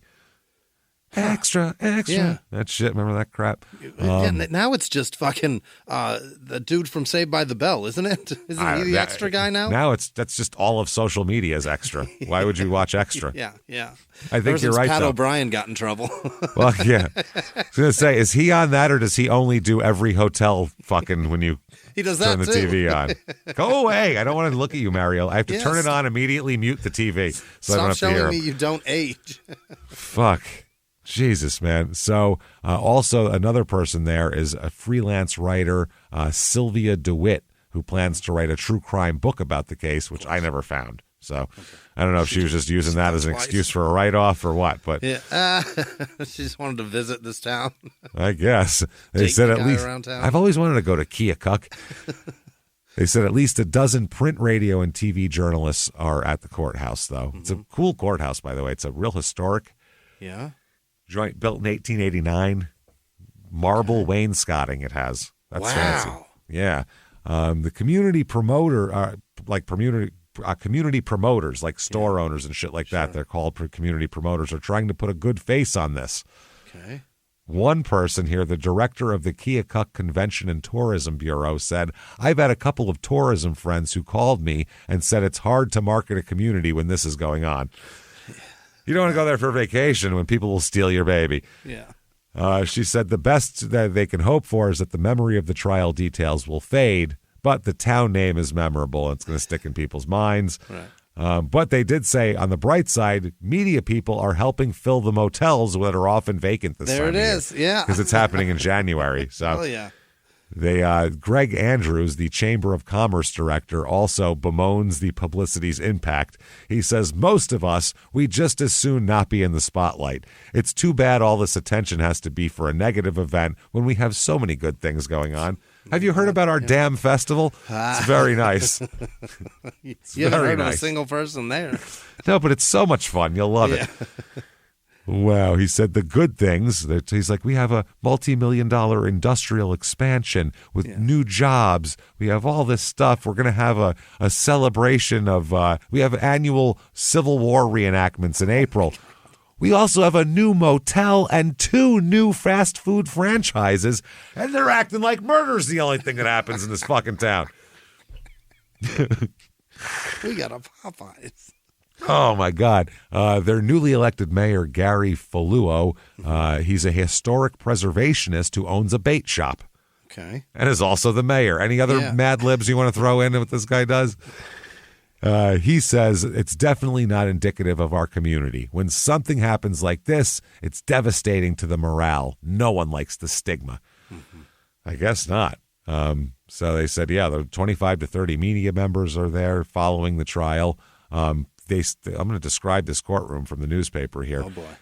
From 25 to 30 people have been following the trial in the majestic second-floor courtroom, which is decorated with marble wainscoting, 2 marble fireplaces, and elaborately carved golden oak and cherry oak woodwork. So they take your tax dollars and make 1889. Yeah, okay, all right. Well, there was a new town, so they wanted to go look at our good town. But even get people to move here. Marble wainscoting, you got it. Fuck, man, that's not easy to do. Well, people used to have pride. That's why. Yeah, that's the a thing. great point. Yeah, Look at every municipal building now. Yeah. It looks like a fucking manufactured home. It's a piece of shit. It's the cheapest thing they could get. Yeah, because people have no fucking pride. People are like, I don't want to pay $1 extra in taxes, even if my town looks like a fucking prairie shithole, rather than put a fucking nice courthouse up that represents your town well. What are you doing? It looks like Glen Harbor Homes decorated with this shit with this single wides. I don't want to invest in it, but I want people to come here. Well, no, you don't then. That's even if it looks like or the you don't town's want people temporary. to come here. Yeah, fucking ridiculous. Yeah, even if we look like a shanty town, it's fine. We can bring a truck in here and move every building. God damn it. Yeah. Oh, look at the buildings that companies used to build with fucking gargoyles on them and things carved in it. Now what is it? It's fucking garbage. It's all square. This is as cheap as we could get it. That's what it is now. Yeah. Fucking ridiculous. So anyway, they said McCready, who is this? Oh, Diana McCready. There we go. Diana McCready, whose family runs the Grand Anne Bed and Breakfast in an 1897 Victoria home, said she moved to Keokuk from San Francisco with her family 4.5 years ago for a slower pace of life. She said this bizarre crime stuff was normal in California, but not in Iowa. She said normal. She said that's why it's a shocking thing to happen in a town this size. People just want it to go away. Mm-hmm. So, will she say she's insane? Let's find out. What does she do? Kimmy was examined by psychiatric experts for both the defense and the state. Her trial attorney contacted the state public defender's office for suggestions for psychiatrists who might make an evaluation favorable to her. Defense counsel discussed the case with 3 or 4 people whose names were provided before choosing Dr. Lauren Olson. Olson evaluated Hardy for the defense, told the trial attorney that while Hardy was, quote, this is the understatement of the millennium. Yeah. While Hardy was, quote, a little bit different. Yeah. Okay, that is, wow, you are selling some short shit there. She did not meet the standards for insanity or diminished responsibility. She could have said, she's crazy, but not insane. That would have been normal. Hardy also... I don't like her. No, I don't like her. She's obviously crazy. So now the trial comes around. This is not over. This trial is fucking nuts. Okay. Opening statement. Lee County Attorney Mike Short told the jury that Kimmy had masterminded an intricately woven murder plot that ended with Teresa's death. He said she told police, if you want something bad enough, you'll do anything to get it, quote unquote. Holy. Man. Now, the defense decides to forego the opening statement until they start their case. Okay. Which is an option they have. They can do it in the beginning or later. So now the prosecution ushers 27 witnesses into the court in 2 days, most of whom agree on the following. Kimmy Hardy has faked an untold number of countless pregnancies, has owned at least 4 handguns, has been obsessed with having children since her sterilization, and is a fucking liar. These are all the things we're trying to establish about her, which all of them are true. Now, the physical evidence, they have shown that the bathroom window curtain from the Hardys' upstairs bathroom matched in color, pattern, and everything else to the shower curtain determined to have been wrapped around the dead body of Teresa Lunn. Yeah. They showed footprint records showing that 6-week-old Eugene, 6-week-old child that Hardy had attempted to pass off as Dusty Eugene was actually Paul Eugene Lund. Either way, the middle name is Eugene. What the fuck? Did she know that? Did she? Is that common? Is it so common there that they wouldn't notice? Both moms are named Lynn middle names, and both kids have a Eugene. I don't know. That's weird. That's fucking weird. They produced hair and fabric samples from Hardy's basement crawl space, which they will testify belonged to Teresa Lund. Mm-hmm.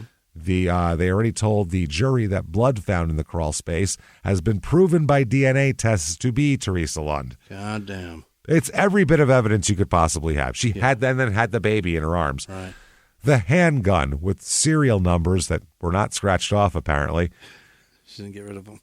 Matching the forensic tests, matching the ballistics, showing it was the murder weapon, is licensed in Kimmy's name. Wow.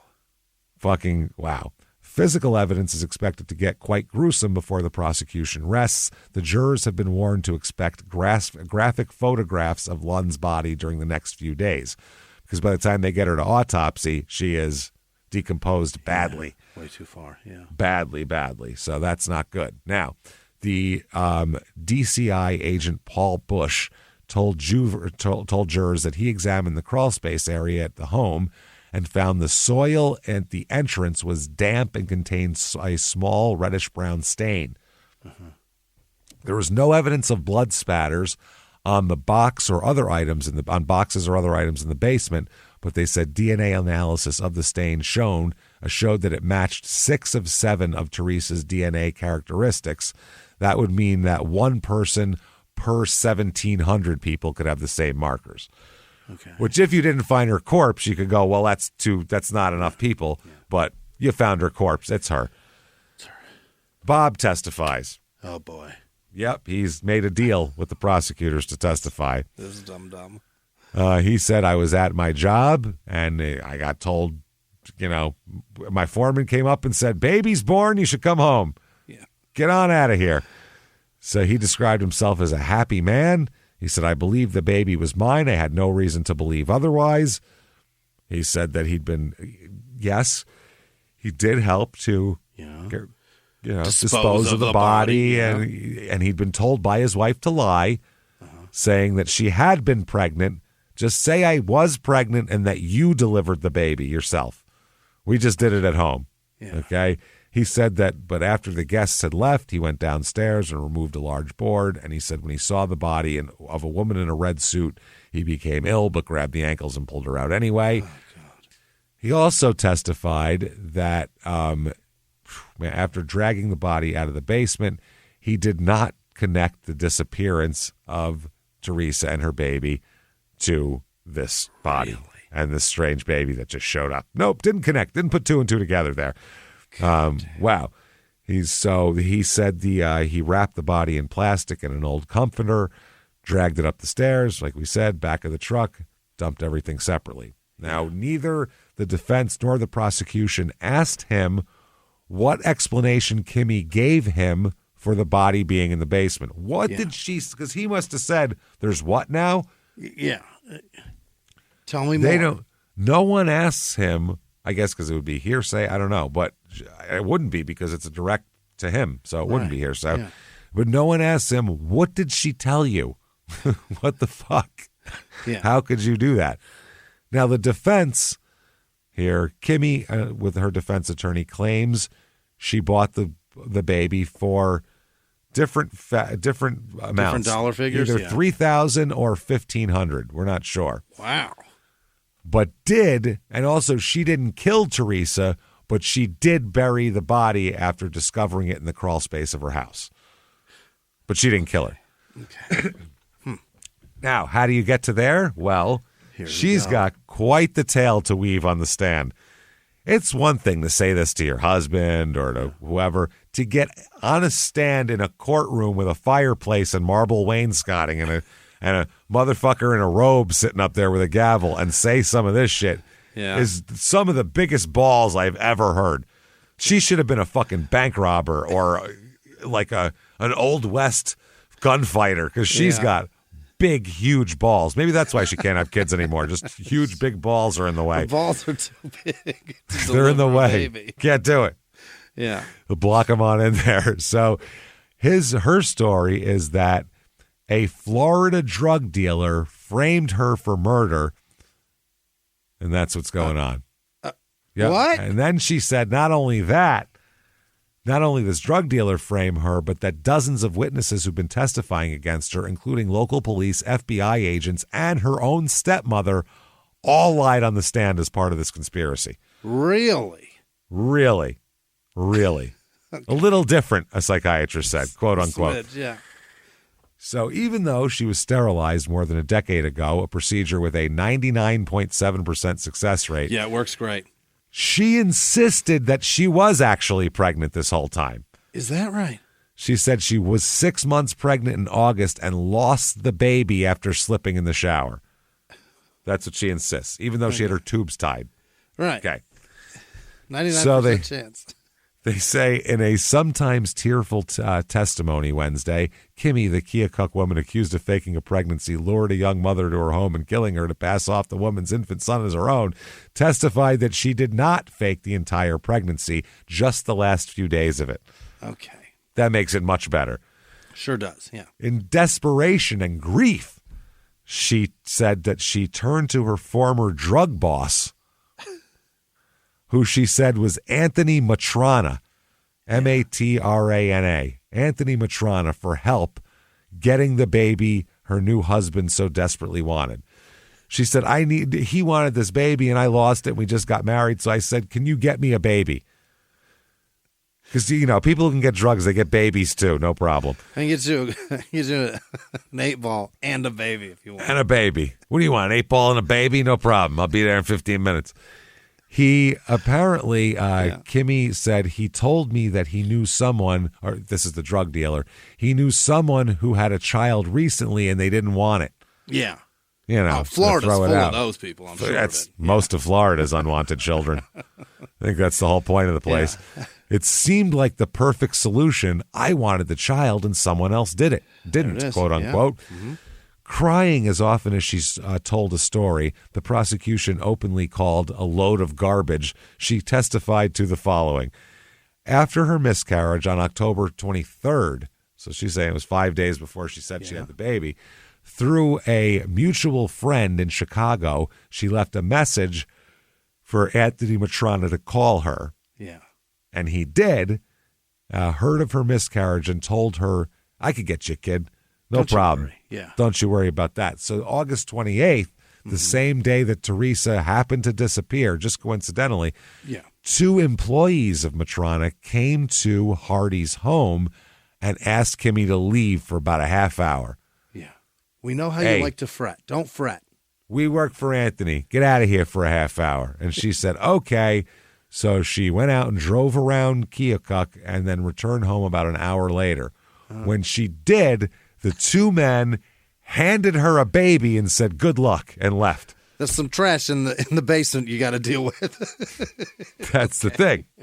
He told her, she told the jurors that 2 Mexican men came to her home.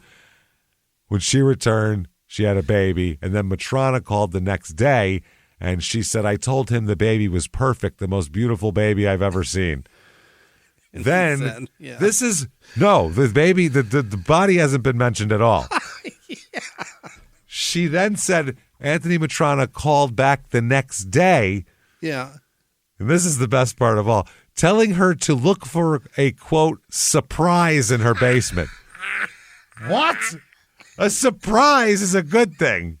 Hey, there's a surprise for you down there in the basement. Like maybe he bought a couple months worth of diapers for her as like a gift or something, a new rattle. Nope, it's the mother's corpse. There's also that to deal with. Surprise! Surprise. Oh, shit. She said she went downstairs looking at the surprise. She was very excited and ready to blow out the candles. And she said she found Teresa's body with Kimmy's own handgun lying next to it. Oh, they used my gun to kill her. So now what do I do? So she said she didn't tell the police about Matrana sooner because she knows what he's capable of and feared that he would hurt her children. He'll kill my kids with my own gun. That's right. And I'll put it next to it and blame him. Yeah. She testified Matrana told her to look in the basement, and she said, I saw a part of a body. I was sick. I was hysterical. So the lawyer said, why didn't you call the police? She said, I didn't want to lose this precious baby. Yeah, right. So when the guests were at her home on August 29th, she said she pulled Bob off to the side and told him, Yeah. There's a corpse in the basement. I got a surprise. Hey, I was going to say there's a surprise downstairs. Just keep passing it off to different people. Sell the house as is, but with a surprise in the basement. That's what you do. As is plus surprise. So she said, my husband was shocked beyond belief. Well, he's supposed to be surprised. He's very surprised and shocked. So it is a surprise.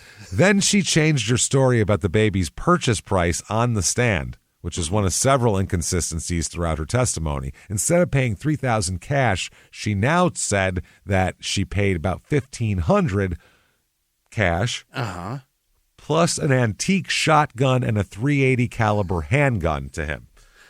I mean, around about $3,000. It was antique.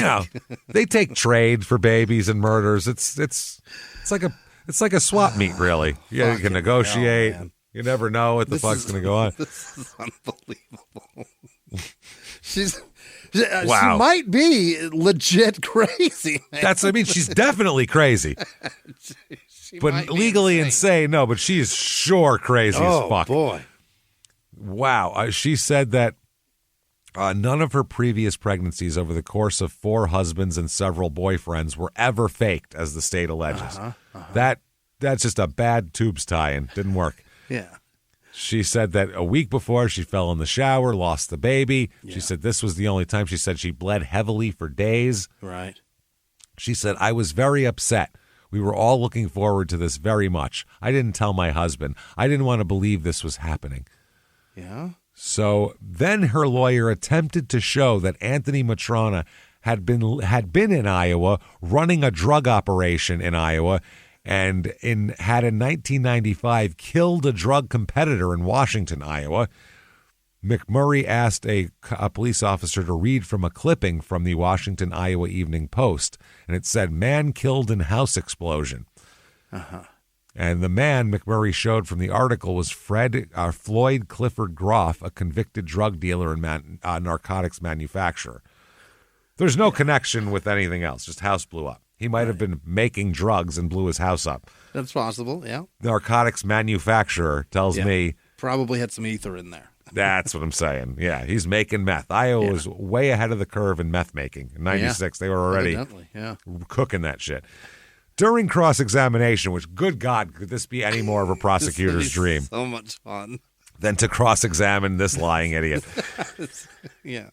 She admitted that she lied to her husband and family about having hired a midwife to come to her house, but she also denied telling police that she did something so bad that I had to get Bob involved. And she said she never told them that she sold fake drugs at bars. Okay. Now, the prosecutor, Bruce McDonald, asked why Hardy. Let me ask you this, basically. You had a miscarriage, so you were very sad. Mm-hmm. So you turned to a violent drug dealer for comfort. Right. That's who you turned to. Trying to see what we're saying here, lady? It doesn't make sense. He said, you're asking this jury to believe that you chose to call a man you were afraid of and thought would hurt your children. This is who you turned to in your hour of need. Excellent. And they said with short, sharp questions, he attacked Hardy's story, discounting her tale of a miscarriage at 6 months of pregnancy. Why has Anthony Matrona's story changed so many times, he asked her. Why did she initially tell the police 2 men dropped off the baby without entering the house, waiting until after Teresa Lund's blood was found in her basement to say the men came inside? Right. That's what it was. She's molding it to the evidence. Mm-hmm. Why did she first say that the men asked her to leave for 30 minutes, then later say an hour? Why in some versions does Matrona send 2 employees and in other versions he comes himself? Why did she first say she gave them $3,000 cash for the baby and later say she gave them $1,500 cash and 2 guns, including the .380 handgun determined to be the murder weapon? Yeah. Her responses, all the same. She said she'd always told police the same thing, and all of the police and investigators and FBI agents who testified otherwise were lying. Okay. They're lying. Everyone else is lying except me. I'm the only one telling the truth. Okay. Wow. She admitted that she lied to her husband and family, though. She admitted that. She also denied telling police some other shit. Now, here's the big question. Here we go. Does Anthony Matrana even fucking exist? Who is he? Did she make this guy up? Well, McMurray, like we said, attempted to show that he blew up a guy in 1995, and he's a big fucking drug dealer in the area from Florida. Here, the prosecution, tried to punch holes in that story. They testify that 2 FBI databases listing U.S. drug dealers, those who have been arrested or even mentioned by other people arrested for drugs. So if someone came in and said, I know a guy named this, they'd put you on this list. Right. No, the name Anthony Matrana does not exist in that list at all. I've never heard it. Phone records also seem to contradict Kimmy's claim that Anthony Matrana called her one day in the summer of 96, telling her that he would get her a child if she would pay him $3,000 and agree to mule drugs for him, too. I got some condoms full of heroin. Come here. Please, come in here. You don't need condoms for anything else, but for heroin you need it for. But Hardy's phone records, the prosecution showed, do not list any incoming calls from a Florida residence during the entire year of 1996. She's never gotten a phone call from Florida. Never. The suggestion that Matrana was a true killer came after a morning of emotional and gruesome testimony. Probably the biggest discovery of the day was that the mysterious Anthony Matrana does exist. Oh, is that right? Yes, he's just not a drug dealer. He's just a dude that sells cars in fucking Manchester. It's even funnier. It's even fucking funnier. This is great. This is fucking amazing. As the defense's only 2 witnesses, both Kimmy Hardy and her ex-husband Gary Drummond testified, they had lived with Matrana in Houma, Louisiana in 1981. Her first husband and her lived with this guy. Oh, my God. With their one rebuttal witness, the prosecution showed that Matrana does not live in Florida, as Hardy has contended, but still lives in the same town of Louisiana, Houma. We did it as an episode, remember? He's never left, Never left. Though Kimmy Hardy had implicated Matrana in the murder and everything, Hardy has also said she had no address or phone number for him. She did not know how to get in touch with the drug dealer, she said, because that's not the way it's done in the drug business. In the drug business, no one can get a hold of anyone. People have been looking to make a deal, same deal since like 72. They just can't get a hold of somebody. These homing pigeons, and sometimes they just go away. Good God. That's the opposite of how it's done in the drug business. Availability is the number one. She's like the opposite, but the exact same as Casey Anthony. She is. But crazier and dumber somehow. And somehow cares for children a little more. Yeah. I don't think she would have killed her kid. That's No. So they said until Tuesday it had never been disclosed that Hardy had lived with Matrana in Louisiana. After that information came out, then the prosecutors found him immediately. He's listed in an AT&T directory information, still living in Houma, Louisiana. He's a baker. He owns a bakery. This poor bastard's just trying to make bear claws. He does deal in flour, but he cooks it first before he sells it to anybody. With the white. He puts egg in there too, is the difference. What the fuck is happening? Poor bastard. In a conference with police and the prosecution's lawyers, Matrana told them that he has never dealt drugs and his record is completely clean except for a traffic ticket in 1977. Oh, this poor In 20 years, this man's done nothing wrong but bake fucking cakes. Amazing pastries. This guy's baking Napoleons down in Louisiana, and he said he's been a Louisiana baker forever, not a Florida drug dealer. He said, I've never heard such crazy stuff in my life. He said, they can check me out. I'm not scared. They ain't got nothing to find. She's got to be insane to say some of the stuff she said. Well, don't say that. She's crazy. He said, I'm not a drug dealer. I'm a baker. Yeah. And he said, he's shaken up by the brouhaha here. He's very shaken up. Poor son of a bitch. He said he said, number one, he's never even been to Iowa, ever. Really? The whole state. And they had to jog his memory about Gary and Kimmy. He was like, who are we talking about? And they were like, 1981. He goes, oh, yeah, that's right. Yeah, we were my roommates from 15 years ago. Okay, yeah. He said, it took me a while to try and even remember, and that's a long time ago. Yeah. He said he's puzzled that she would even remember his name. He goes, I didn't even remember her fucking name. She remembered my name. You had to tell me hers. Wow. He said her and her husband, Gary, stayed with him for 3, maybe 4 weeks. Barely a month. Not even a month. When he was living in Bayou Blue, a small community on the outskirts of Houma. That's why she thought they'd never find him. So she dug deep into her mind to find this crazy name. Wow. That is fucking funny. Her husband worked for him for a little while at a bakery store where he was a supervisor. Mm-hmm. Oh, my God. Matrana now owns his own shop, Best Bakery. I don't know if it's still around, but if it is, please give this man business. Go he deserves buy it. a cupcake. Christ. That was 30 years ago almost, though. He could be dead by now or retired. Is. Yeah. They got the gun dealer, Darwin Todd. It's really funny that his name is Darwin. That really sets it all into... that really sets all of this into fucking into focus. A local gun dealer that he had decided not to sell Hardy a gun if she returned to the store because one of the places she shopped at was his place. He said that when she was in the store, she seemed agitated and asked him, if I held this gun point blank range, would it kill someone? God damn. Which is not what you ask when you're fucking buying a gun. You take the gun from her and tell her, please get lost. Wow. A second local gun dealer, Lonnie McCoy, testified that the gun determined to be the murder weapon had matching serial numbers to the one he sold her.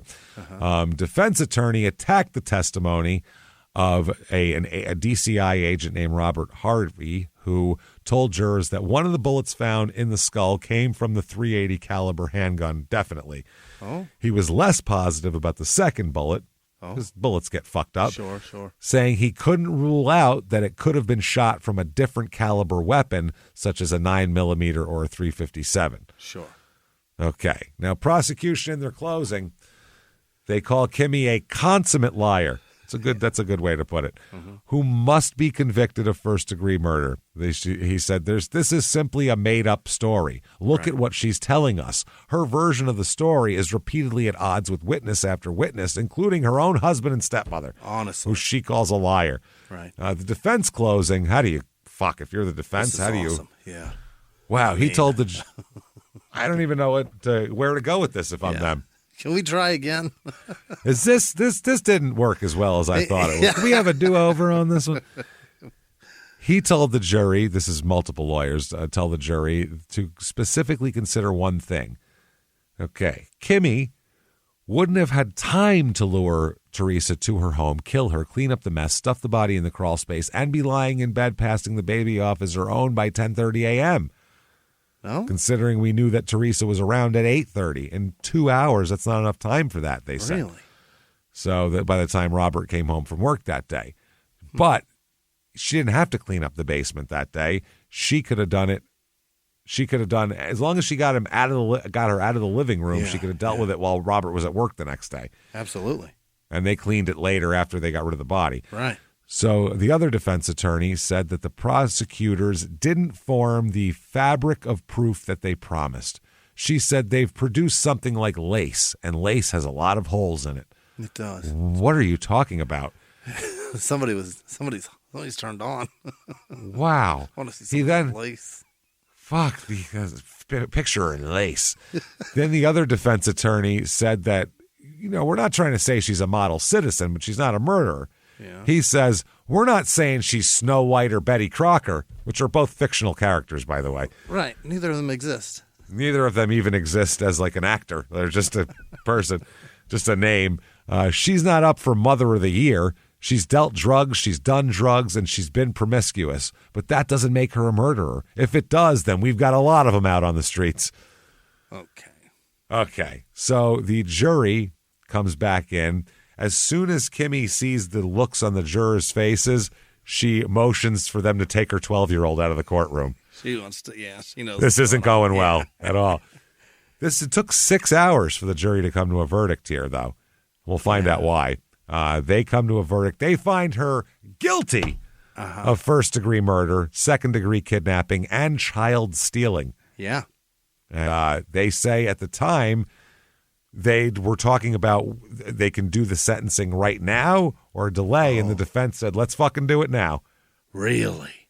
Let's get it going. So the judge says, no problem. You, ma'am, may fuck off. life without parole. Yeah. Plus 25 years. You've done it, lady. You did it all there. Yeah. You tell your tales and your stories all you want from prison. You can't kill people and steal their babies. That's crazy. Wow.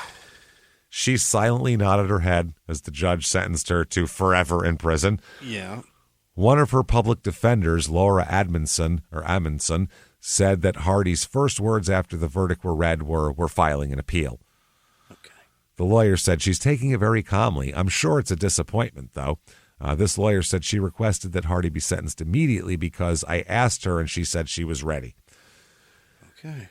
Now, the mother, Teresa's mother, Velva here, said the outcome brought her no peace.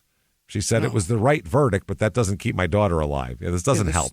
This is awful. You could sentence her to death. You could draw and quarter her in front of the courthouse. It's not going to bring my fucking person back. That's the thing here. Teresa's family all said they were happy about the verdict. Velva said she's fine with it because, quote, I don't believe in the death penalty. But Teresa's younger brother, Gerald, said, well, I do. Okay. Calm down, Gerald. Standing quietly in the courthouse hallway was Pam Brauschenweg. She wore heart-shaped pin with a picture of Teresa Lund in the center. She had been in the second row of the courtroom since jury selection began. She said, Teresa was my cousin and my best friend.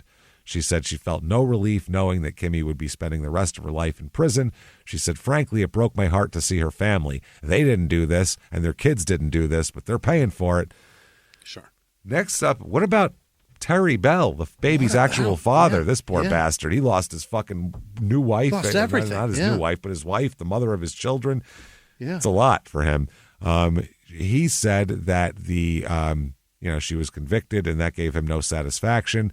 Right. He said, I would be much happier if Teresa was staying here. Like, that would be fine. I'd just rather have her back. He says he thinks that Robert should be convicted of first-degree murder also. Okay. He said there should have been no deals cut for nobody, is what he said. Okay. He wants vengeance. Jesus. He wants vengeance, which isn't helpful. They asked the jurors what they had. Why did it take 6 fucking hours?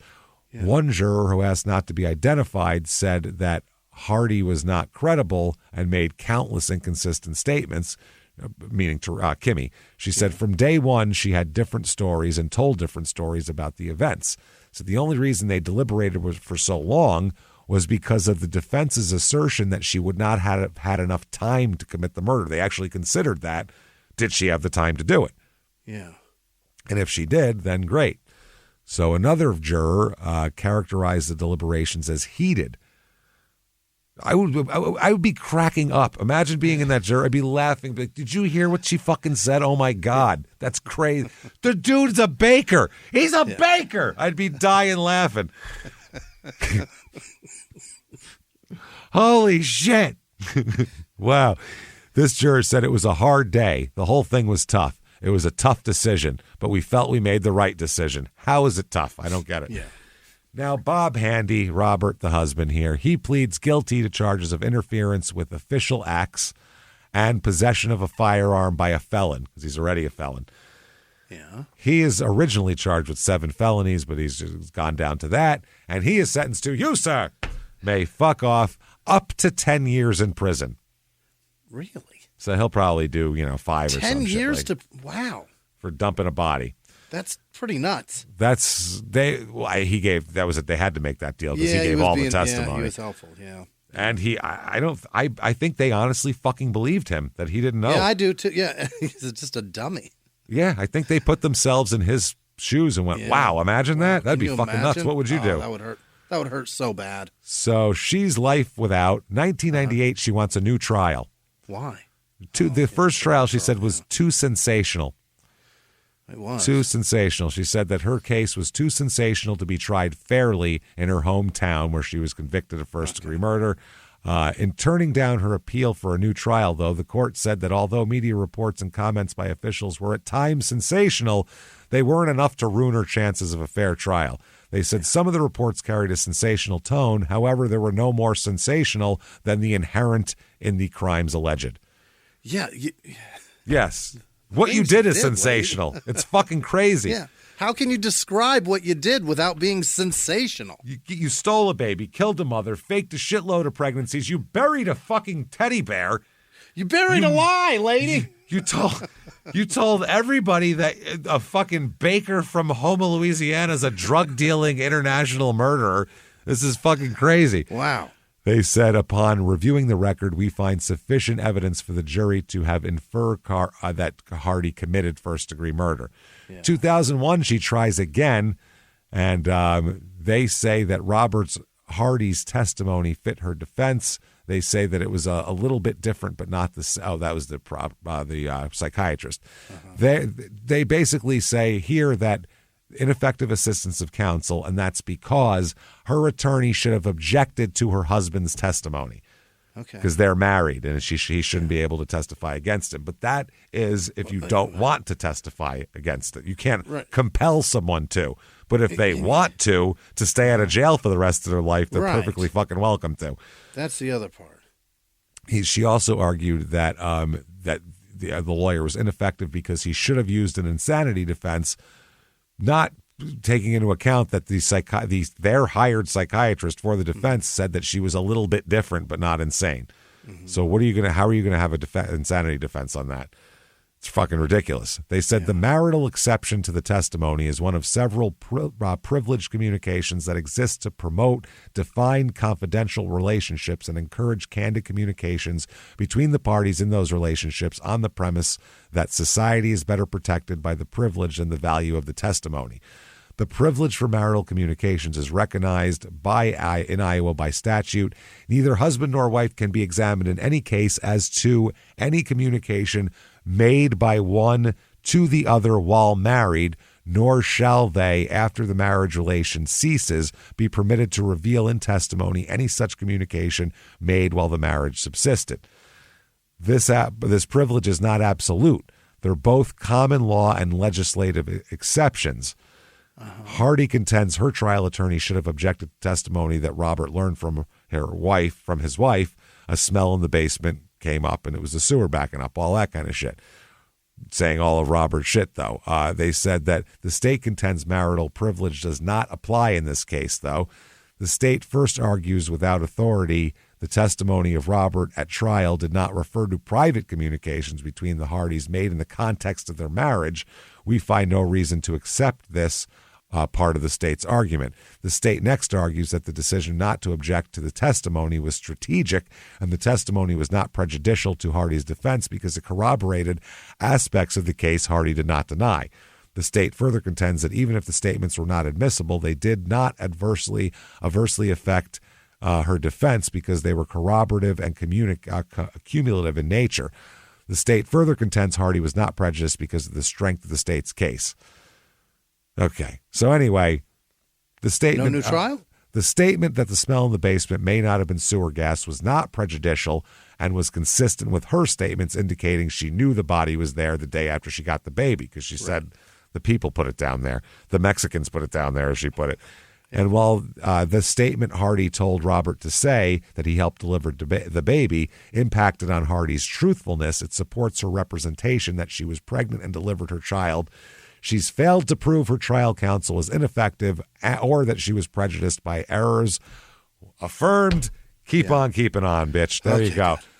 Lectures. The Bruce McDonald, who was the prosecutor there, he still does lectures. I found IACRA.org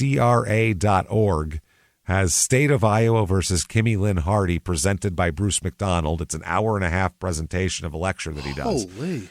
That's pretty fucking interesting here. September 2023, they feature this case on an episode of Snapped. Of course they did. Of course they do, because it's a woman who killed someone, so they got to find it. Yeah. There's nothing snapped about this. This is not Snapped. This is crazy from the start. This is slow boiled, it should be called. Yeah. Slow boiled.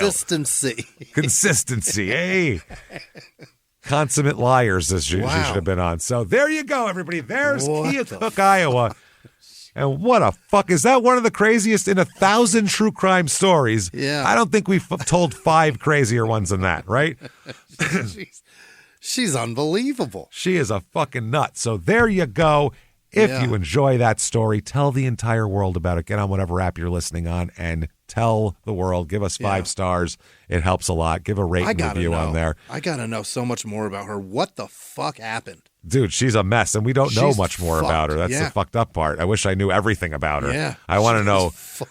I want like a Ken Burns documentary on her, like an 8-parter.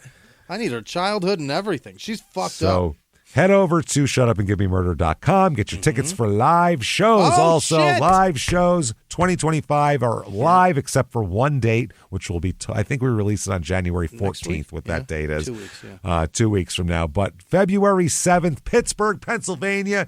You're up first. We're in Oakland at the Carnegie Music Hall or whatever it is in Oakland, not in Munhall like we were last time. Then the next night, we are in Columbus at the Davidson. So get your tickets there. Kick this year off right by selling it hard. Great.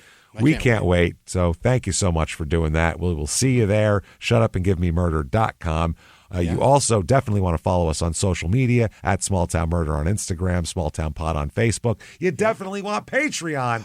Oh, boy. Patreon.com/CrimeInSports. So Patreon.com/CrimeInSports. Anyway, that is where you get all the bonus material. Anybody $5 a month or above, you're not only going to get a huge back catalog of hundreds of bonus episodes you've never heard before, but you're going to get new ones every other week. One Crime in Sports, one Small Town Murder, and you get it all.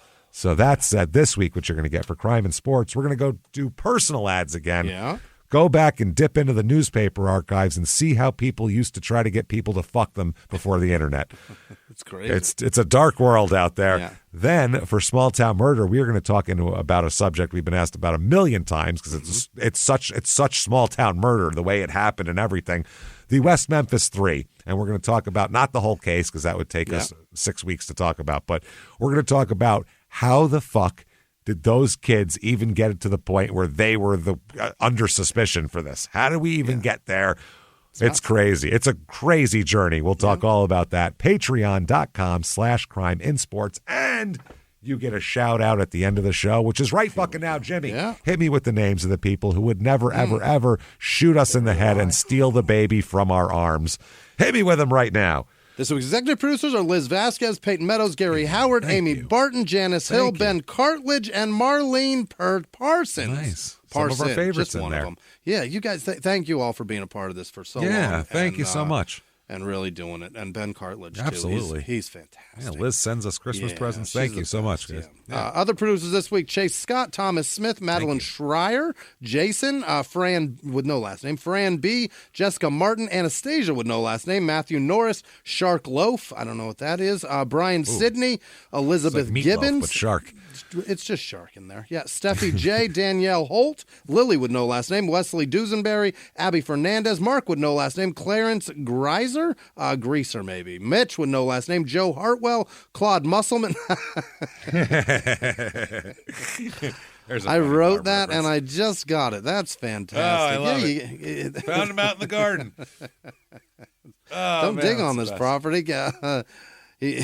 Anything in here you dig up, it's yours. We're still looking for the horse. Still got a horse around here. It hasn't been accounted for. Very well done. A patron, Jason with no last name, Kyle P., Miranda Randalls, Tiffany Greenwood, Aaron Ziegler, Nathan Burrows, Jason with no last name, J.M. Big Brown, Stephen Carson, Kristen, that's Kirsten Bodie, Stephanus Lombard. It's not Stephanus, is Lombard. It might be. Michael Peplinski, Vanessa Keyhole, J. Bad Fowler, Flower, that's what that is. Wes Watts, Jessica Allen, Kat Graham, Dustin Lumley, Paula with no last name, Crunky Basil, Candy Kane, I'm sure. Jen Kontafalski. Kontafalski? What the? Wow. All right. Katie B, Caitlin Yancey, Jessica Lupo, Milan Puskas, Jen Walsh, Stephen Moore, Stefan maybe, Lost My Taco, Brian with no last name, Emmanuel Villarreal, Cecilia with no last name, Rory Zakowski, Brandy Shearer, Lachlan McNeil, Denise Rule, Candace Shahan maybe, Thomas Hall, Benja, just Benja? All right, no last name, Benya. Owen Fledging? Jesus. Clarissa Miller, Brian Schroyer, Book Lady, Lyle with no last name, Amy Stevens, Bethany Bach, Brian and Faye Todd, Agent Buttery Nipples, all right, Jennifer with no last name, Carol Leanne, Hirondell, Rory with no last name, David Horn, Richard with no last name, Adam with no last name, Carly Dyes, Angie Huggard, Camille Heinrich, Missy with no last name, Chaz Langston, Jody Prulette. Pryorette. All right. Lachlan Cole, Matt Cameron, Brandon Murphy, Gabriella Snyder, Kaylee North, Bryn Sheely maybe, Michael Johnstone, Sam Richardson, Melissa Ergot, Tristan Adams, Joe Hewitt, Will with no last name, Trevor Coulter, Britt Walls, Dan Yaman, Dill Dozer. Oh, gotcha. Dill Dozer. Got it? All right. Courtney Jadaly, okay. Megan Lee, Susan Suma, Michelle Nichols, Michael with no last name, Chris Clinton, Jenny Harmuth, GB Brooks, Brandy Hammond Smith, Muriel Lavender, Chris Elder, Lisa Odium. Odium. Is that an I? It's an I. Odium. Josh Chalmers, Jesse Alexander, Leslie Ann, Lurky, Launamore. Lurky sounds like something like a way you'd call some. I don't know. He's okay, but he's a little lurky. Lurky. Just creeps around the corner on you every once in a while. Lona more. Maybe a little more. Emily Gage, Sweener with no last name. Buttercrumbs. Doreen B. Mark Chap Delaney. C.J. Fritch, Kaylee Stubbins maybe, Robert Green, Amber with no last name, Ducky Gunther, Madeline Pressman, Selena Coppert, 83 Pisces, Melissa Jesse, Susan Mazer, Christian Newton, Lori Bracken, Pete with no last name, Kevin R., Samantha Savory, Matthew Cosgrove, Robin Bobbin, all right, Mark with no last name, Lee Gamble, Dash with no last name, Chandra with no last name, Emily A., Marissa McNeil, Barbie Bayer, Denise Spivey, Rena Sheets, Kyle Ginnikin, Ryan Petita, Amy Baxter, Aaron Rail, Tanya May, Carrie Harder, Melissa Peters, Bitchy Grandma, Noah Wilson, Sophia Carlson, True Zigzag, those fake ones, they're the worst. Stephen Ramirez, Diane Ringel maybe, Keith O, Richard Higby, Leslie Benson, Jesus fucking Christ, Jacob Mowry, Dwayne Jeffries, Nellie T, Allie Billing, Tiggle Biddies, Melinda Denton, Megan Martin, Roxanne with no last name, and all of our patrons. You guys are the best. Thank you. Thank you, everybody, so much for all that you do for us every goddamn day and every week and everything, and for the last 1,000 episodes. Thank you for what you do for us, and we will hope to be here for 1,000 more. You want to follow us on social media individually. Very easy to do that. ShutUpAndGiveMeMurder.com has drop-down menus and links to every goddamn thing you could want. That said, thank you so much for joining us, everybody. And until next week, it's been our pleasure. Bye.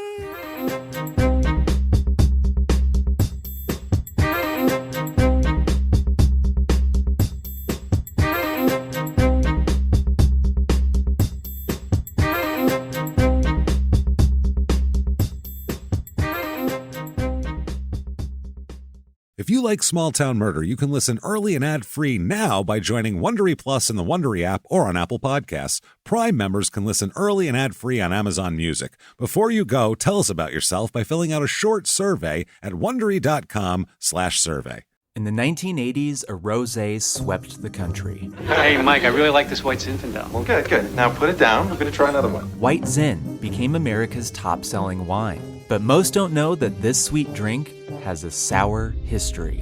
What began in 1986 with counterfeit bottles, a big fraud, a multi-million-dollar fraud, sent investigators chasing one of the most powerful families in the business, the Licciardis. But the closer the feds got to them, the more dangerous things became.